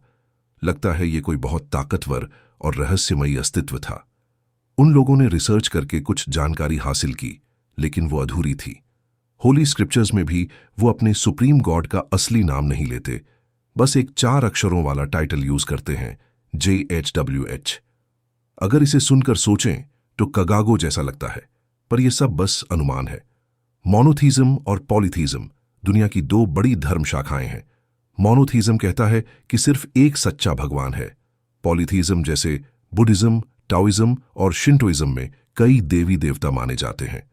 जांग यी की सोच चल ही रही थी कि फिर से आवाज आई, ओपोनेंट्स असाइन हो चुके हैं, दूसरी लड़ाई के लिए तैयार हो जाओ। जांग यी ने एक बार फिर second hand of time activate किया। सिर्फ 3 सेकंड का फायदा, लेकिन इतने टफ लेवल में 3 सेकंड भी बहुत होते हैं। उसकी बाईं आंख में क्लॉक की सेकंड हैंड हिली और उसे दिखने लगा कि आगे क्या होने वाला है। एक विशाल खाई जो धरती के नीचे किसी घाटी तक जाती थी। उसने देखा कि उसका ओपोनेंट एक सफेद जादूगर का चोगा पहने हुए था, लंबे सिल्वर ग्रे बाल और उसकी आंखों में चालाकी से भरी मुस्कान। Knights of the round table का magical adviser, court magician Merlin. ये है। ज़ांग यी ने भौहें चढ़ाईं। ये मुश्किल लड़ाई होगी, क्योंकि उसके पास knights of the round table की पूरी जानकारी नहीं है। किंग आर्थर, मर्लिन और बाकी 6 नाइट्स के बारे में जानकारी पुरानी पड़ चुकी थी, और बॉस को भी मर्लिन की ताकत के बारे में कुछ खास नहीं पता। लेकिन कहा जाता है कि मर्लिन की ताकत किंग आर्थर से कम नहीं है। ज़ांग यी ने बिना देरी किए अपने गन की सारी गोलियां होली सिल्वर बुलेट्स से बदल दी, जो एलियंस पर असर करती हैं। उसकी फायर पावर थोड़ी कम हो जाएगी, लेकिन इन बुलेट्स की मैजिक ब्रेकिंग ताकत वैसी की वैसी रहेगी। मुझे बस उसकी ताकत नहीं पता, और मैं अकेले लड़ने का आदी भी नहीं हूं। ज़ांग यी एक चमक बनकर अगली जंग के लिए निकल पड़ा। उसे लग रहा था कि अब वो अकेला है, लेकिन हर बार की तरह इस बार भी उसकी टीम हमेशा उसके साथ रही है। थिंक टैंक, मैकेनिक्स, डॉक्टर्स, सब कुछ। पर अब सब कुछ खुद करना है। जल्द ही ज़ांग यी उस बैटलफील्ड पर पहुंचा जो उसने पहले देखा था। एक विशाल खाई जिसमें न कोई आसमान था, न कोई जमीन नीचे, पर वहां चारों तरफ हरे भरे बेल थे। ऐसा लग रहा था जैसे पौधों की दुनिया हो जो जमीन से आसमान तक जुड़ी हो।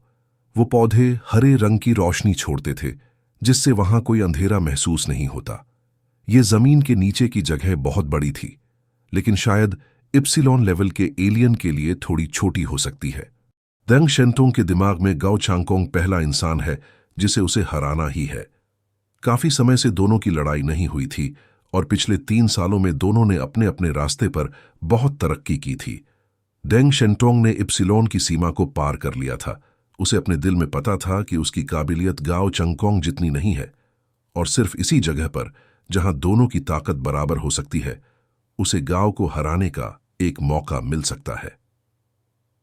तुम्हारी ताकत, रिइंकार्नेशन डिडक्शन, दिन में बस एक बार इस्तेमाल हो सकती है, लेकिन इससे पहले तुम पहले ही मैकेनिकल आर्मी को घेरने की लड़ाई और एक ट्रायल बैटल लड़ चुके हो। मुझे नहीं लगता कि तुमने उस समय ये ताकत नहीं चलाई होगी। तो इस बार जब ये ताकत बेअसर है, मैं देखना चाहता हूं कि तुम मुझे कैसे हराओगे। हाथ उठाते ही दुनिया बदल गई। द ग्रेट सुमेरु इल्यूजन ने उजाला बना दिया, और गाओ चांगकोंग की पूरी दुनिया सफेद रोशनी से भर गई। नजरों का छिन जाना, फिर ये देखने से जुड़ी इंद्रियों के जरिए सुनने, सूंघने, स्वाद और छूने की शक्ति को भी कमजोर कर देता है। जब कोई इंसान अंधेरे में होता है, उसकी लड़ने की ताकत बहुत कम हो जाती है। गाओ चांगकोंग को डेंग शेंटोंग की ताकतों का पता था, इसलिए जैसे ही वह मैदान में आया, उसने अपनी आंखें बंद कर लीं। उसका लड़ाई वाला सूट रडार डिटेक्शन से लैस था, जिससे आसपास की हरकतों का अंदाजा हो सकता था और डेंग की जगह और हमले की दिशा पता चल सकती थी। मानना पड़ेगा, डेंग शेंटोंग ने इस बार सही अंदाजा लगाया था। गाओ चांगकोंग अपनी ताकत पिछले युद्ध में इस्तेमाल कर चुका था। ये नहीं था कि वो अपनी कमजोरी छुपाना नहीं चाहता, लेकिन पिछली लड़ाई में उसका सामना फ्रीमन्स पैंथियन के नंबर 3 चांद के देवता जीनोबॉग से था। अगर उसने उस समय जरा भी पीछे हटने की कोशिश की होती, तो वो वहीं मारा जाता। असल में ज़ांग यी के साथ आए अनुयायियों को छोड़कर जो भी इस युद्ध भूमि में थे, वो सब किसी न किसी क्षेत्र के बेजोड़ प्रतिभाशाली थे। गाओ चांगकोंग बहुत ही प्रतिभाशाली था, लेकिन वहां मौजूद हर एक इंसान अरबों में से चुना गया था। डेंग शेंटोंग के अचानक आ जाने से गाओ चांगकोंग को तैयारी का मौका ही नहीं मिला। इस हालत में नजरें न होना बहुत बड़ी कमजोरी थी। गाओ चांगकोंग के पीछे एक विशाल चक्र उभरा, और संस्कृत मंत्रों से बने पत्थर उसके चारों ओर हवा में तैरने लगे। गाओ ने अपना दायां हाथ खोला। सन व्हील सील, एक सुनहरी तलवार उसके हाथ में आ गई। फुडोमियो किंग सील, अचाला की कवच ने उसके शरीर को ढक लिया। डेंग शेंटोंग पास आ चुका था। वह गाओ को देखकर अपने गुस्से को भूल गया। उसकी आंखें पूरी तरह ध्यान में थीं, क्योंकि उसे पता था कि ये उसकी जिंदगी का इकलौता मौका हो सकता है गाओ को हराकर अपनी बेइज्जती मिटाने का। उसने पश्चिमी तलवार का इस्तेमाल किया। एचिंग ऑफ द स्काई, आसमान में अनगिनत अदृश्य शीशे बन गए जो चारों ओर फैले थे। जैसे ही डेंग ने अपनी तलवार चलाई, गाओ की बाईं कनपट्टी पर एक शानदार चांदी का 4 नुकीला तारा चमका। ये हमला इतनी रफ्तार से आया कि शीशों के जरिए वो स्पेस की दूरी को पार कर सीधा हमला कर सका। तारा सीधा गांव की कनपटी को लक्ष्य कर रहा था, एक ही वार में उसे खत्म करने के लिए। दोनों एक दूसरे को बहुत अच्छे से जानते थे। जरा सी डील भी मौत बन सकती थी, इसलिए शुरुआत से ही दोनों का हर वार जानलेवा था। गांव ने सिर के बाईं ओर मौत की आहट को महसूस किया। अचाला का कवच भी इस वार को नहीं रोक पाया। उसने अपनी बाईं बांह को ऊपर कर वार को रोका। कवच ने वार को थोड़ा मोड़ा जरूर, लेकिन पूरी तरह रोक नहीं पाया। कलाई की ढाल टूटी और उसका हेलमेट भी फट गया। गांव ने खुद को संभाला और दूर खड़े डेंग को देखा, गहरी सांस ली और बोला, लगता है तूने अभी अभी इप्सिलॉन में एंट्री मारी है। अमीर लोग अमीर ही होते हैं, काबिलियत न भी हो तो भी पैसे के बल पर बाकी सबको पकड़ लेते हैं। त्स्क त्स्क। उसने जानबूझकर डेंग की सबसे कमजोर नस को छेड़ा। उसका अमीर घराना। बातें सुनने में तारीफ जैसी लगती थीं, लेकिन असल में मजाक उड़ाया गया था। लेकिन डेंग अब पहले जैसा नहीं था। उसने शांत होकर तलवार की पोजीशन बदली और बोला, मेरा खानदान और तेरी काबिलियत दोनों ऊपर वाले की देन है। जब ऊपर वाले ने दिया है तो चैन से क्यों ना अपनाए। बात खत्म होते ही गांव ने हमला किया। उसके शरीर से एक विशाल सिंह की परछाई निकली, जिसके 9 सिर थे और घनी जटाएं थीं। गर्जना, जोरदार दहाड़ चारों ओर फैल गई। डेंग की चाल धीमी पड़ गई। ऐसा लगा जैसे उसके सिर के बाहर 100 भिक्षु एक साथ घंटा बजा रहे हों। गांव ने मौका देखा और एकदम से आगे बढ़ा।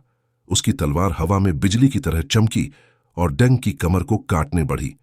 लेकिन डेंग की हालत खराब थी, तो वह सिर्फ एक रास्ता जानता था, भागना। और वह सच में रोशनी बन गया, एक पल में गायब। गांव का वार खाली गया, लेकिन जमीन पूरी की पूरी फट गई। डेंग 1000 मीटर दूर दिखाई दिया। उसने होली बॉडी ब्लेसिंग चलाया और रोशनी से खुद को बचाया। एचिंग ऑफ द स्काई सिर्फ तलवारबाजी नहीं, बल्कि एक पूरा क्षेत्रीय जादू था। जैसे ही वो अदृश्य शीशे किसी जगह सेट होते, डेंग वहां तुरंत पहुंच सकता था, हमला करने या खुद को बचाने। गांव का वार चूक गया। डेंग ने होश में आते ही फिर हमला किया। चांदी के सितारे फिर गांव पर टूट पड़े। उसकी त्वचा को जैसे चुभन महसूस हुई। रीइंकार्नेशन डिडक्शन बेकार था और नजरें भी नहीं थीं, यानी कि शुरुआत से ही वो भारी नुकसान में था। उसने जल्दी से अपनी तलवार घुमाई, सनवील सोर्ड, और सुनहरी रोशनी से जवाब दिया। सोने और चांदी की रोशनी आपस में टकराईं और फट गईं। डेंग हवा में घूमता रहा और फिर से वार करता रहा। गांव उसकी जगह नहीं समझ पा रहा था, और दोनों की ताकतें बराबर थीं, तो बड़े हमले करना बेवकूफी होती। उसे मजबूर होकर रक्षात्मक रुख अपनाना पड़ा। गांव की सुरक्षा मजबूत थी। डेंग की चालें तेज और अजीब थीं, लेकिन गांव ने खुद को स्थिर रखा और खुद की रक्षा करता रहा। शायद हम बात कर सकते हैं, अब डेंग ने पहले बात की। तू ब्लिजर्ड सिटी के खिलाफ बगावत सिर्फ बदला लेने के लिए कर रहा है। असली दोषी जू जंग और उसके पीछे की ताकतें हैं। तब तू बस एक छोटा ऑफिसर था, कोई तेरे लिए पक्ष नहीं बदलता। लेकिन अब तू ब्लैक चैरियट लेवल का इनह्यूमन है। अगर तू साथ दे तो शायद मैं तुझे जू जंग से बदला लेने में मदद कर सकूं। डेंग की ये बात भी झूठ सच का मिला जुला खेल थी, जैसे पहले गांव ने किया था। गांव ने हंसते हुए कहा, तू तो जंग यी का पालतू है, तेरे पास मुझसे बात करने का कोई हक नहीं है। डेंग मुस्कुराया, जंग यी ताकतवर है, इसलिए मैं उसका पार्टनर बना। अगर तू मुझे कुत्ता कहे तो ठीक है, असल में ये रिश्ता यही होता है, कमजोर ताकतवर का कुत्ता बनता है। ठीक है, तू मेरा कुत्ता नहीं बनना चाहता तो जंग यी का ही बन जा। तभी उसके तलवार से 2 बड़े चांदी के 4 नुकीले तारे निकले और गांव के बाएं दाएं प्रकट हो गए। चमक इतनी तेज थी कि वो किसी भी समय गांव को काट सकती थी। गांव ने बाएं हाथ से एक्वेरियस सील बनाया और ऊपर उठाया। दोनों हमले रोक लिए। बढ़िया सलाह है डेंग शेंटोंग, लेकिन उसकी आवाज अचानक तेज हो गई, व्यंग्य से भरी हुई। मैं गाओ चंगकोंग ये सब किसी का कुत्ता बनने के लिए नहीं कर रहा हूं। लायन डॉग ने फिर हमला किया और उसकी दहाड़ चारों तरफ फैल गई। डेंग पीछे हटा, थोड़ा सतर्क हो गया। लेकिन तू अकेले ब्लिजर्ड सिटी नहीं जीत सकता। किंग आर्थर ने हेला की बातों को नजरअंदाज कर दिया। उसे सिर्फ इस बात पर भरोसा था कि उसकी तलवार से कोई भी मारा जा सकता है। ज्यादा से ज्यादा कोई मारना मुश्किल हो सकता है, या कुछ खास ताकतों से ऐसा धोखा देते हैं जैसे वो मरे ही नहीं जा सकते। किंग आर्थर ने चारों ओर देखा। ये एक वीरान और पुराना युद्ध का मैदान था, जहां हर जगह फटी हुई झंडियां थीं और जमीन पर टूटे फूटे शव पड़े थे। ये शव इंसानों जैसे दिख रहे थे। शायद यहां के नियमों या किसी सोच से ये सीन बनाया गया था। ये मैदान नाइट किंग के लिए हमला करने के लिए बिल्कुल सही था। बस एक बात की कमी थी, उसके पास घोड़ा नहीं था, लेकिन बिना घोड़े के भी वो घोड़े से बेहतर था। किंग आर्थर मुस्कुराया। उसने अपनी तलवार उठाई और एक बार फिर हेला की तरफ दौड़ा। हेला के चेहरे पर एक लाल मुस्कान आ गई। लगता है तुम मेरी बातों पर भरोसा नहीं कर रहे, लेकिन अफसोस, तुम मुझे यहां हरा नहीं सकते। मैं झूठ नहीं बोल रही। उसने अपनी कोमल सफेद उंगली उठाई और उसकी उंगली से खून निकलने लगा, जो जमीन पर गिरते ही धीरे धीरे एक दलदल में बदल गया और मिट्टी में समा गया। फिर वो पुरानी लाशें जो सड़ चुकी थीं और हड्डियां बन चुकी थीं, धीरे धीरे उठकर खड़ी हो गईं। हजारों जॉम्बी जैसी कठपुतलियां किंग आर्थर के सामने खड़ी हो गईं। उनकी खाली आंखें आर्थर को घूर रही थीं और वो सब उसकी तरफ दौड़ पड़ी। टूट जा! किंग आर्थर को सिर्फ एक तलवार की जरूरत थी। राजा की ताकत अजेय थी और उसने एक ही वार में हजारों जॉम्बीज को काट डाला। कोई उसे नहीं रोक पाया। वो आगे बढ़ता गया और जो भी रास्ते में आया वो चूर हो गया। हेला ने यह नजारा देखा तो वो खुद भी 2 कदम पीछे हट गई। तुम सच में किंग आर्थर हो? अगर बाहर मिलते तो शायद मैं बचने के लिए भाग जाती, लेकिन यहां तुम मेरा कुछ नहीं कर सकते, क्योंकि ब्रिटानिया आर्चिपेलागो अकेला यूरोपीय अलायंस से लड़ने की ताकत रखता था। महासंकट के बाद वहां एक बड़ा युद्ध हुआ, जिसमें किंग आर्थर ने Knights of the round Table को लीड किया और असगार्ड के देवताओं से भी भिड़ गया। यहां तक कि उनका मुख्य देवता ज्यूस भी उससे हार चुका था। हेला ये सब जानती थी, पर उसे कोई फर्क नहीं पड़ता था। लेकिन जब किंग आर्थर तूफान की तरह उसके सामने आया और अपनी तलवार से उसे काटा, तो उसका शरीर फट गया और राजा की ताकत के सामने वो कुछ भी न कर सकी। उसका शरीर फट गया और वो खून की बारिश में बदल गई। किंग आर्थर ने वार करने के बाद रुकने की बजाय अपने शरीर से इनह्यूमन्स पर इस्तेमाल होने वाले कुछ स्पेशल एनर्जी बम निकाले और उस खून वाले हिस्से पर फेंके।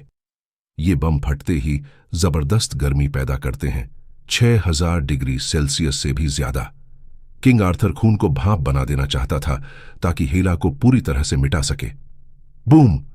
भयानक धमाका हुआ, जिससे पूरा युद्ध का मैदान गूंज गया। लेकिन धमाके के बाद एक बार फिर जमीन पर खून का तालाब बना और हेला फिर से उसी से बनकर खड़ी हो गई। हे, मैंने कहा था ना, तुम मुझे यहां मार नहीं सकते।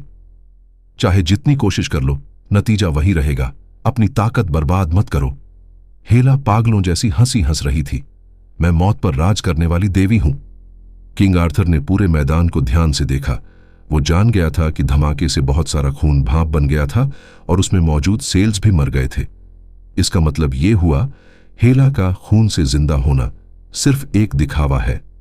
असल में हेला की वापसी उस खून से नहीं होती, वरना खून खत्म हो जाने पर वो कमजोर हो जाती। क्या यूरोप की ब्लडी मेरी भी खून से ही जिंदा होती है? किंग आर्थर ने धीरे से कहा। तो उसकी असली रीबर्थ की ताकत क्या है? जानकारी अभी कम थी, लेकिन उसने फिर से अपनी तलवार उठाई और उसका नोक सीधा हेला की तरफ किया। हेला के चेहरे पर कोई डर नहीं था, बल्कि वो और भी ज्यादा घमंड से हंसने लगी। उसने अपने दोनों हाथ फैलाए और अपना सीना खोल दिया, जैसे कह रही हो, आओ, इस तलवार से मुझे मारो और देखो क्या होता है। मैंने कहा था तुम्हारी हर कोशिश बेकार जाएगी, मुझे यहां कोई नहीं मार सकता। किंग आर्थर ने उसका न्योता स्वीकार किया। उसने तलवार घोंप दी। हेला फिर से जिंदा हो गई। किंग आर्थर ने फिर से अपनी ताकत लगाई। ज़ॉम्बी आर्मी से लड़ते हुए उसने हेला को कई बार मारा, लेकिन हर बार वो फिर से उठ जाती। उसने हेला को 100 बार मारा, लेकिन हर बार वो ठीक हो जाती। हर बार किंग आर्थर उसकी वापसी को ध्यान से देखता, लेकिन वो उसकी वापसी को रोक नहीं सका। उल्टा उसकी खुद की ताकत कम होने लगी। अब उसकी आंखों में थकावट आ गई थी। हेला फिर से खून से बनी और अब उसका चेहरा और भी घमंडी हो गया। क्या अब भी तुम्हें यकीन नहीं हुआ कि तुम मुझे नहीं मार सकते? एक नाइट की तरह अब तो तुम सम्मान की मौत चुनो। किंग आर्थर ने शांत रहकर सब सीन याद किया। दुनिया में कोई भी अमर नहीं हो सकता। अगर सच में ये इतनी ताकतवर होती तो एसगार्ड में बस तीसरे नंबर पर क्यों होती? जरूर इसकी ताकत में कोई कमजोरी है। ठहरो, उसने बार बार कहा कि यहां उसे नहीं मारा जा सकता। यहां यानी। अचानक किंग आर्थर समझ गया और हेला की तरफ देखा। तुम्हारा ये शरीर सिर्फ तुम्हारे असली शरीर का हिस्सा है ना? बस यही एक बात उसे पूरी तरह समझा सकती थी। इसलिए वो चाहे जितना भी मारे, वो कभी पूरी तरह नहीं मरेगी, क्योंकि हेला का असली शरीर कहीं और है और उसकी रीबर्थ उस पर निर्भर करती है। ट्रायल फील्ड के नियमों के हिसाब से जब तक कोई एक मरेगा नहीं, ट्रायल खत्म नहीं होगा। इसलिए वो यहां अमर है। हेला एक पल को चौंकी, फिर और ज्यादा मुस्कुराने लगी। जैसा कि उम्मीद थी, किंग आर्थर ने जल्दी सच्चाई समझ ली। उसने अपने हाथ फैलाए। मेरे पास एक ताकत है, गोस्ट बॉक्स, जिससे मैं अपना दिल निकालकर किसी छुपी हुई जगह पर रख सकती हूं। जब तक मेरा दिल नष्ट नहीं होता, तब तक मैं मारी नहीं जा सकती। चाहे मेरा पूरा शरीर टूट जाए, मैं फिर से बन जाऊंगी।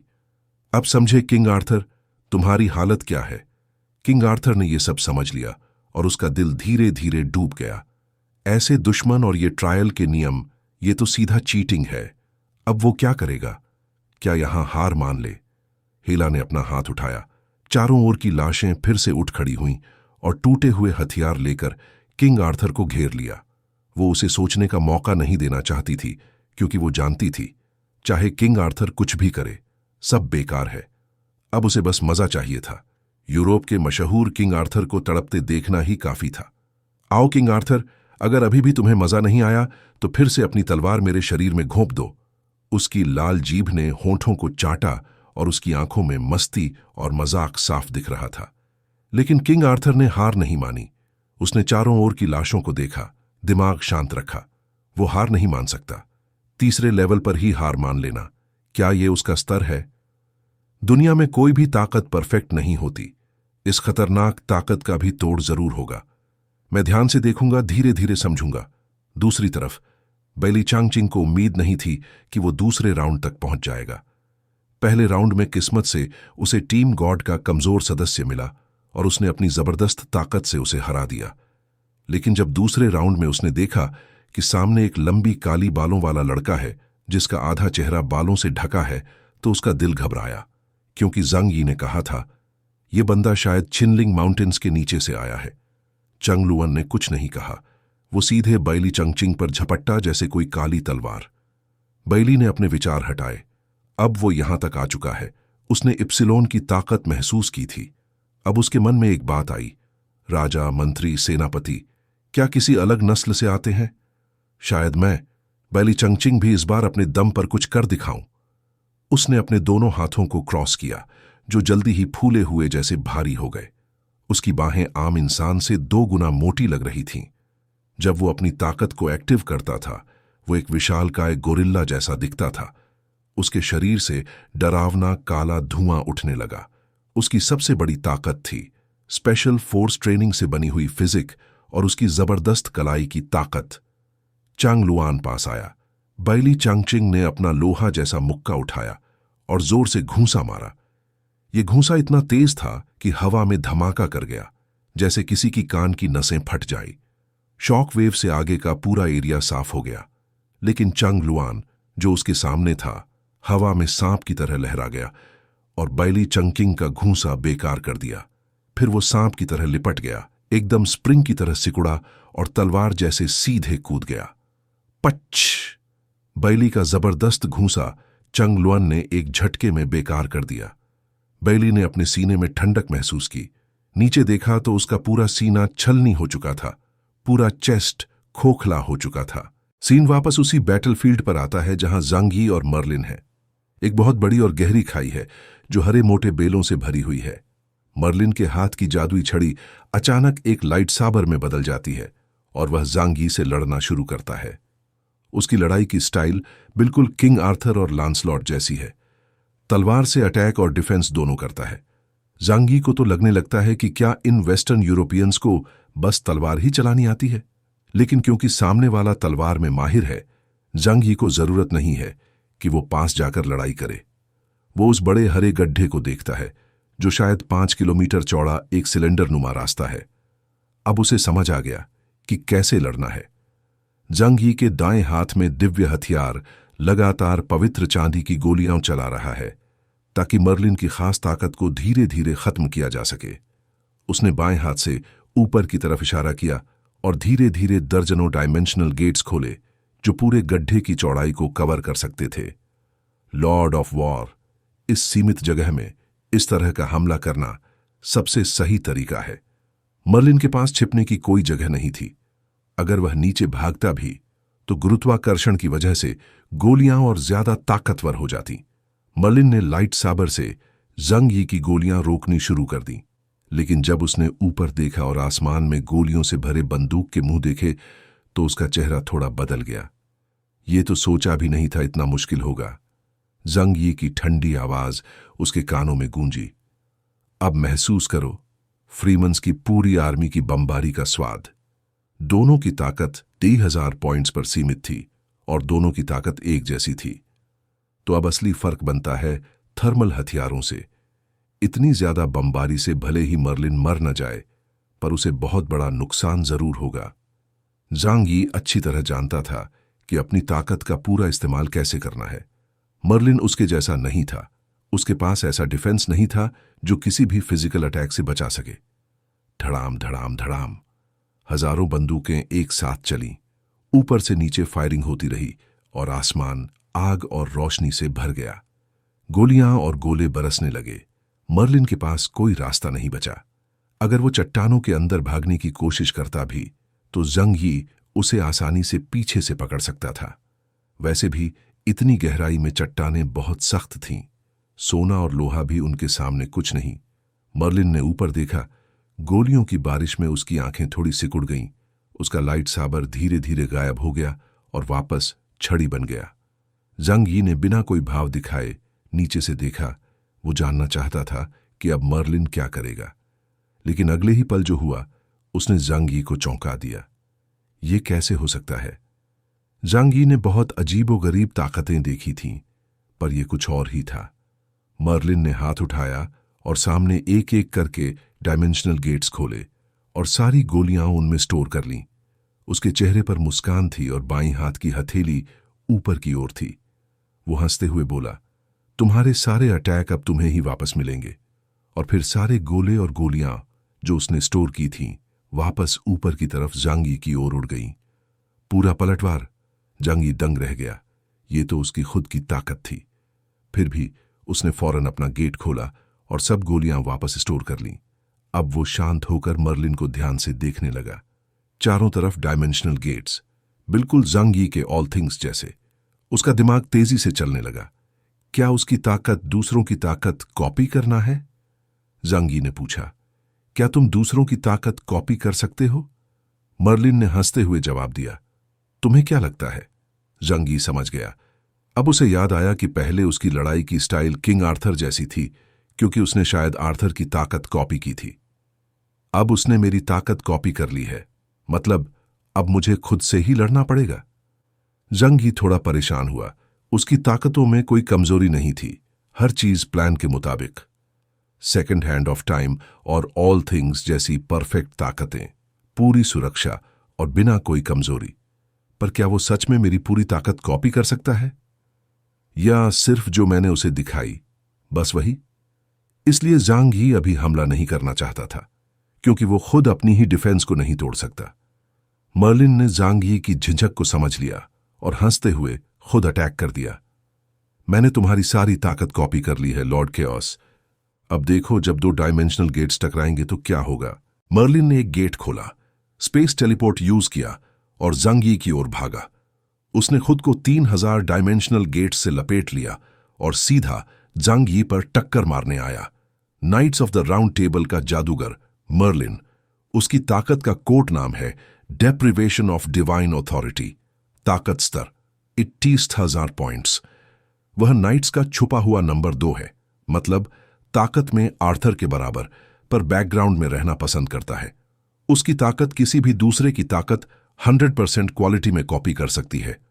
जांग यी का स्तर भी 21,000 पॉइंट्स था, इसलिए दोनों बराबरी पर थे।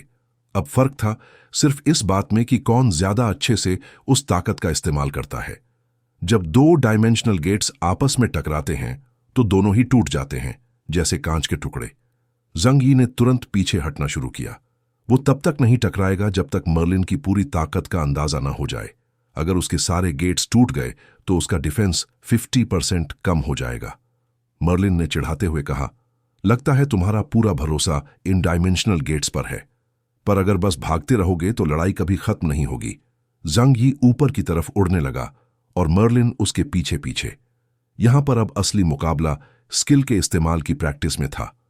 स्पेस शटल की बेसिक तकनीक आसान थी, बस 2 गेट खोलने थे, पर मर्लिन की प्रैक्टिस थोड़ी कम थी। हर बार उसका एक छोटा सा लेग होता था। यह फर्क सिर्फ 0.01 मिलीसेकंड का होता था, लेकिन जांग यी को दूरी बनाने के लिए काफी था। मर्लिन उसे टकराने से रोक नहीं पा रहा था। अगर वो मुझसे ये खेल खेल रहा है तो उसके पास और भी चालें होंगी। शायद वो बाद में मेरी गेट्स तोड़कर दूसरी एलियन ताकतें कॉपी कर ले, तब मैं हार जाऊंगा। तो उसे पास नहीं आने देना है। पर मैं खुद अपनी गेट्स को लॉन्ग रेंज से तोड़ नहीं सकता। लॉर्ड ऑफ वॉर जैसा अटैक भी बेकार है। तो फिर करूं क्या? जांग यी के चेहरे पर चिंता झलकने लगी। उसकी बाईं आंख में एक घड़ी दिखने लगी। उसने देखा कि मर्लिन की बाईं आंख में भी second hand of time active हो गई थी, फ्यूचर प्रिडिक्ट करने के लिए। तो क्या वो मेरी ताकत तभी कॉपी कर सकता है जब मैं उसे दिखाऊं? जांग यी समझ गया कि वो इस समय जानकारी में कमजोर है। अब लड़ाई समय की ताकतों पर भी चलेगी और भी मुश्किल हो जाएगी। उसका बस एक ही फायदा था कि उसे अपनी ताकत चलाने की ज्यादा प्रैक्टिस थी। पर अब मर्लिन बहुत खुश नजर आ रहा था। उसकी आंखों में चमक थी। टाइम और स्पेस, ये 2 ताकतें बहुत जबरदस्त हैं। कोई भी एलियन सिर्फ एक से ही टॉप लेवल तक पहुंच सकता है, और तुम्हारे पास दोनों हैं। बहुत जलन हो रही है। उसने भी अपनी आंख में फ्यूचर देखना शुरू कर दिया। अब अगर दोनों को फ्यूचर देखना आता है तो मुकाबला उनकी सोचने की स्पीड और गणना की ताकत का है, जैसे पत्थर कागज कैंची का खेल। मर्लिन बहुत तेज बुद्धि वाला था। उसने जल्दी ये ताकत समझ ली। अब वह और तेज भागने लगा, पर जंग यी दूरी बनाए हुए था। जंग यी मन ही मन सोच रहा था, अगर मुझे यह पता करना है कि वह मेरी सारी ताकतें कॉपी कर सकता है या नहीं, तो मुझे बस देखना होगा कि वह आगे की लड़ाई में क्या क्या दिखाता है। और भले ही उसने मेरी ताकतें कॉपी कर ली हों, क्या वह मेरे डायमेंशनल गेट्स में रखे सभी चीजों की कॉपी कर सकता है? ये सोचकर जांग यी ने सीधे अपने गेट से बहुत सारी फ्लैश बम और स्मोक बम निकाल लिए।